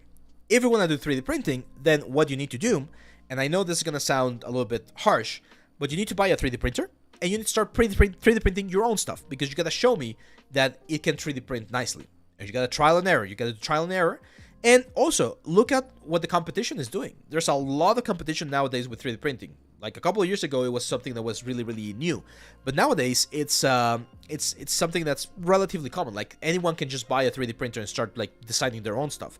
So first, you gotta show me that they print nicely. For instance, this Magic Shingai thingy, it will not print nicely because the head is way too thin. Same for the scepter, it's gonna break very easily. So you need to re-engineer how you're gonna be printing those guys.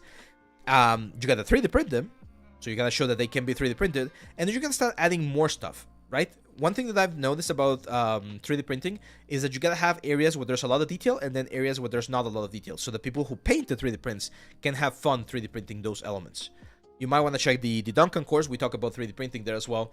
But yeah, like check out what the competition is doing, because there's people out there that are doing, like, even like the Kiosk Masons guys, right? Like I think they're doing like 3D printing as well. And when you take a look at the stuff that they do, right? Like, this is the level of complexity that they're achieving. That's our benchmark. If you don't know how to do this, you need to learn how to do this, because that's what the industry is asking for. That's what the clients are asking for. Okay? That's the, again, that's the, like, the quality bar that we gotta hit. Is it best practice to ask for permissions to use somebody's concept art for your own work, or is it generally accepted it's okay? It's generally accepted. This is like a great area. What I do like to do is, once I finish the work, I like to send a message or an email to the artist and say, hey, I did this, as I got inspired by your work, here it is. Where people can get really, really mad is if you use their 3D work and then you sell stuff, right? So, for instance, here, if Mohab decides to start selling this one, he can get in some trouble because he does not own the IP or the intellectual property for this particular character. That's where things can get tricky.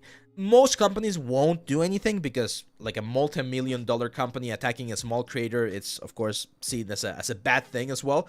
So, but they might send you a cease and desist letter or something like that. It's like a gray area. But yeah, generally you do want to contact the artist and just tell them, you 3D printed this one? Yeah, then this is fine, man. But you gotta print it. Like, if you want to do characters, you gotta 3D print the characters as well. Try. I'm not sure where you live, Egypt here. But try to see if you can get a resin 3D printer. That's the one that's gonna give you the best result and the best resolution for your art. Okay, it's good. It's looking good. I'm not saying it's bad. It's definitely, it has a lot of potential. But you really need to figure out what the offer is going to be, right? Like, what are you offering me? People who do 3D printing, for instance, they usually offer the 3D models, and they offer them with proper supports ready to just print, because a lot of people don't like doing supports. So here's where it's very tricky, but I hope you take this the right way, Mohab. It's not the same thing to be an artist and work for a studio than to be an artist and do your own stuff, because then you need to do your own sort of like business strategy. You need to think about how to market yourself. You need to think about if you're going to be using advertisement or things like that. So it's a different sort of like thought process that you need to follow. And it's a very, very interesting part. Like, that's what we do a lot here on the channel. We need to think about those things as well. It's fun, but it's not the same as just doing 3D prints. If you just want to do sculptings, then my advice is look for people who have their own like 3D studios, who are doing 3D printing, and say, hey, my name is Mohab. I want to do this. I want to work for you. And then at that point, you just become an artist that's going to be doing sculpts for 3D printing. But you're not going to be selling those 3D prints, right? You're going to be working for a studio. Those are like the two possible jobs you can do. Yeah, that's right, David. Except for Nintendo. Nintendo will get your will get your head. There we go. And now we're going to finalize today's stream, my friends, with our good friend Tamim. Says he's training at Bournemouth University. He's an aspiring character artist looking in both film and games. He's got some experience in videography. Recently destroyed my portfolio, so I'm not happy with my work. I'm rebuilding it from scratch. This is one of my uni projects, and I would love feedback on it. The assignment was to make a character bust based on a Viking. Let's take a look. Not bad, not bad. Forms are nice. It's definitely not on the uncanny valley, which is good. The one thing that I'm gonna say is that for a Viking, he's definitely missing some beard or mustache or something. But I really like this. The eyes look good. That's a good base mesh. He started like playing around with it. He does look a little bit sort of like he might be missing a little bit more cheek volume. He looks old, right? Maybe that was the idea. Careful with this. I'm not sure if that's fiber mesh. It's X-Gen. It just looks very pointy. It doesn't look soft like fur. It looks very, I don't know, rough. But I can definitely tell that you have a good understanding of light and proportions. I think, my friend, and I might be wrong, but it gives me the impression that you forgot to flip the normal map channel. Because it seems like the wrinkles... Yeah, look at this. Here on the lips. Can you see that? So you forgot to change... if you exported this from Substance Painter and you were working in DirectX and you exported as DirectX, then Maya works with OpenGL. You need to flip the white channel of the normal map. I have a video on the YouTube channel that says how to connect maps into Substance Painter to Maya. And check that one, because I think you forgot to flip your normal map channel and you're missing on a little bit of detail there. See how the pores, they look like they're going up instead of down? You might want to check that. But yeah, this is good, man. Like, the texturing is fine. The rendering in the skin is fine. I might add a little bit more surface scattering. Like, I'm not seeing too much of surface here, and you might benefit from having a little bit more. The sculpting is fine, and it's a shame that you deleted all of your projects because I would have liked to see some more of them. This one definitely looks a little bit more stylized. Oh, that's a lot of unims for something so simple as this guy. That's a nice concept. Yeah, definitely more stylized. This could benefit a lot from like the arcane style again. Arcane is going to be very, like, you guys hear me out. The arcane style, the hand-painted style, is one of those things that's going to be really, really prominent for the next couple of years because it made such a huge impact on the industry that people are just going to start gravitating towards it. So there's going to be more games in that style. There's going to be more productions in that style. There's going to be more work in that style. So if that's something that interests you, it's a good time to start learning a little bit about it. There you go. Yeah, so that's it, guys. I think we've made it to the end of the show today. 30 portfolios from all over the world. We got the US, we got Canada, we got the UK, Egypt, India, of course, Malaysia, I think, Thailand, a little bit of everything. Prasang, I'm sorry, my friend, the portfolio review closed this month, so we're not going to be able to review anymore, but you're free to submit your portfolio for the next month, okay? So on January, on the Discord channel, we're going to update, or we're going to open a new submission, similar to the one that you see right here, and you're going to be able to be part of the portfolio review. There's something for you. Oh, I'm guessing, did you do like one of our tutorials? Did you want to do one of the courses? Believe me, man, I'm gonna be very happy to review it on January, but I cannot break the rules because otherwise it becomes unfair for everyone else, okay? Let's see. As a 3D artist that wants to focus on modeling besides topology, how much should I focus on texturing? Yes, as a modeling artist, you should know texture. Like, that's like the combo. Like, you need to have modeling and texturing. If you're, it's like animators. If you're an animator, you should know a little bit about rigging, at least. Like, you don't need to be a rigger, but you should know about rigging. You should be proficient at understanding how rigging works. The same thing for modeling. If you're gonna be a modeling artist, you should know about texturing. Even if you're not like the best texture artist, but you should know about it. It's just important. You've been trying for the last 3 months. Are you on the Discord, Prasang? Because if you're on the Discord, you should have seen the what's the word, the announcement.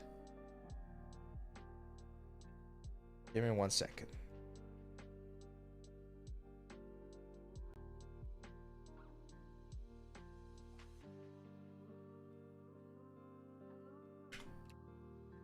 Give me 1 sec. You are on the Discord.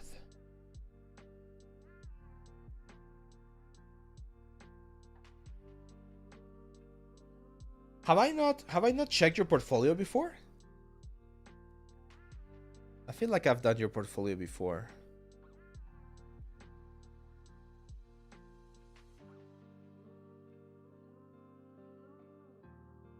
Let's see. No, I don't drink, man. I don't drink. So let me explain how this works, okay? Let me explain how this works.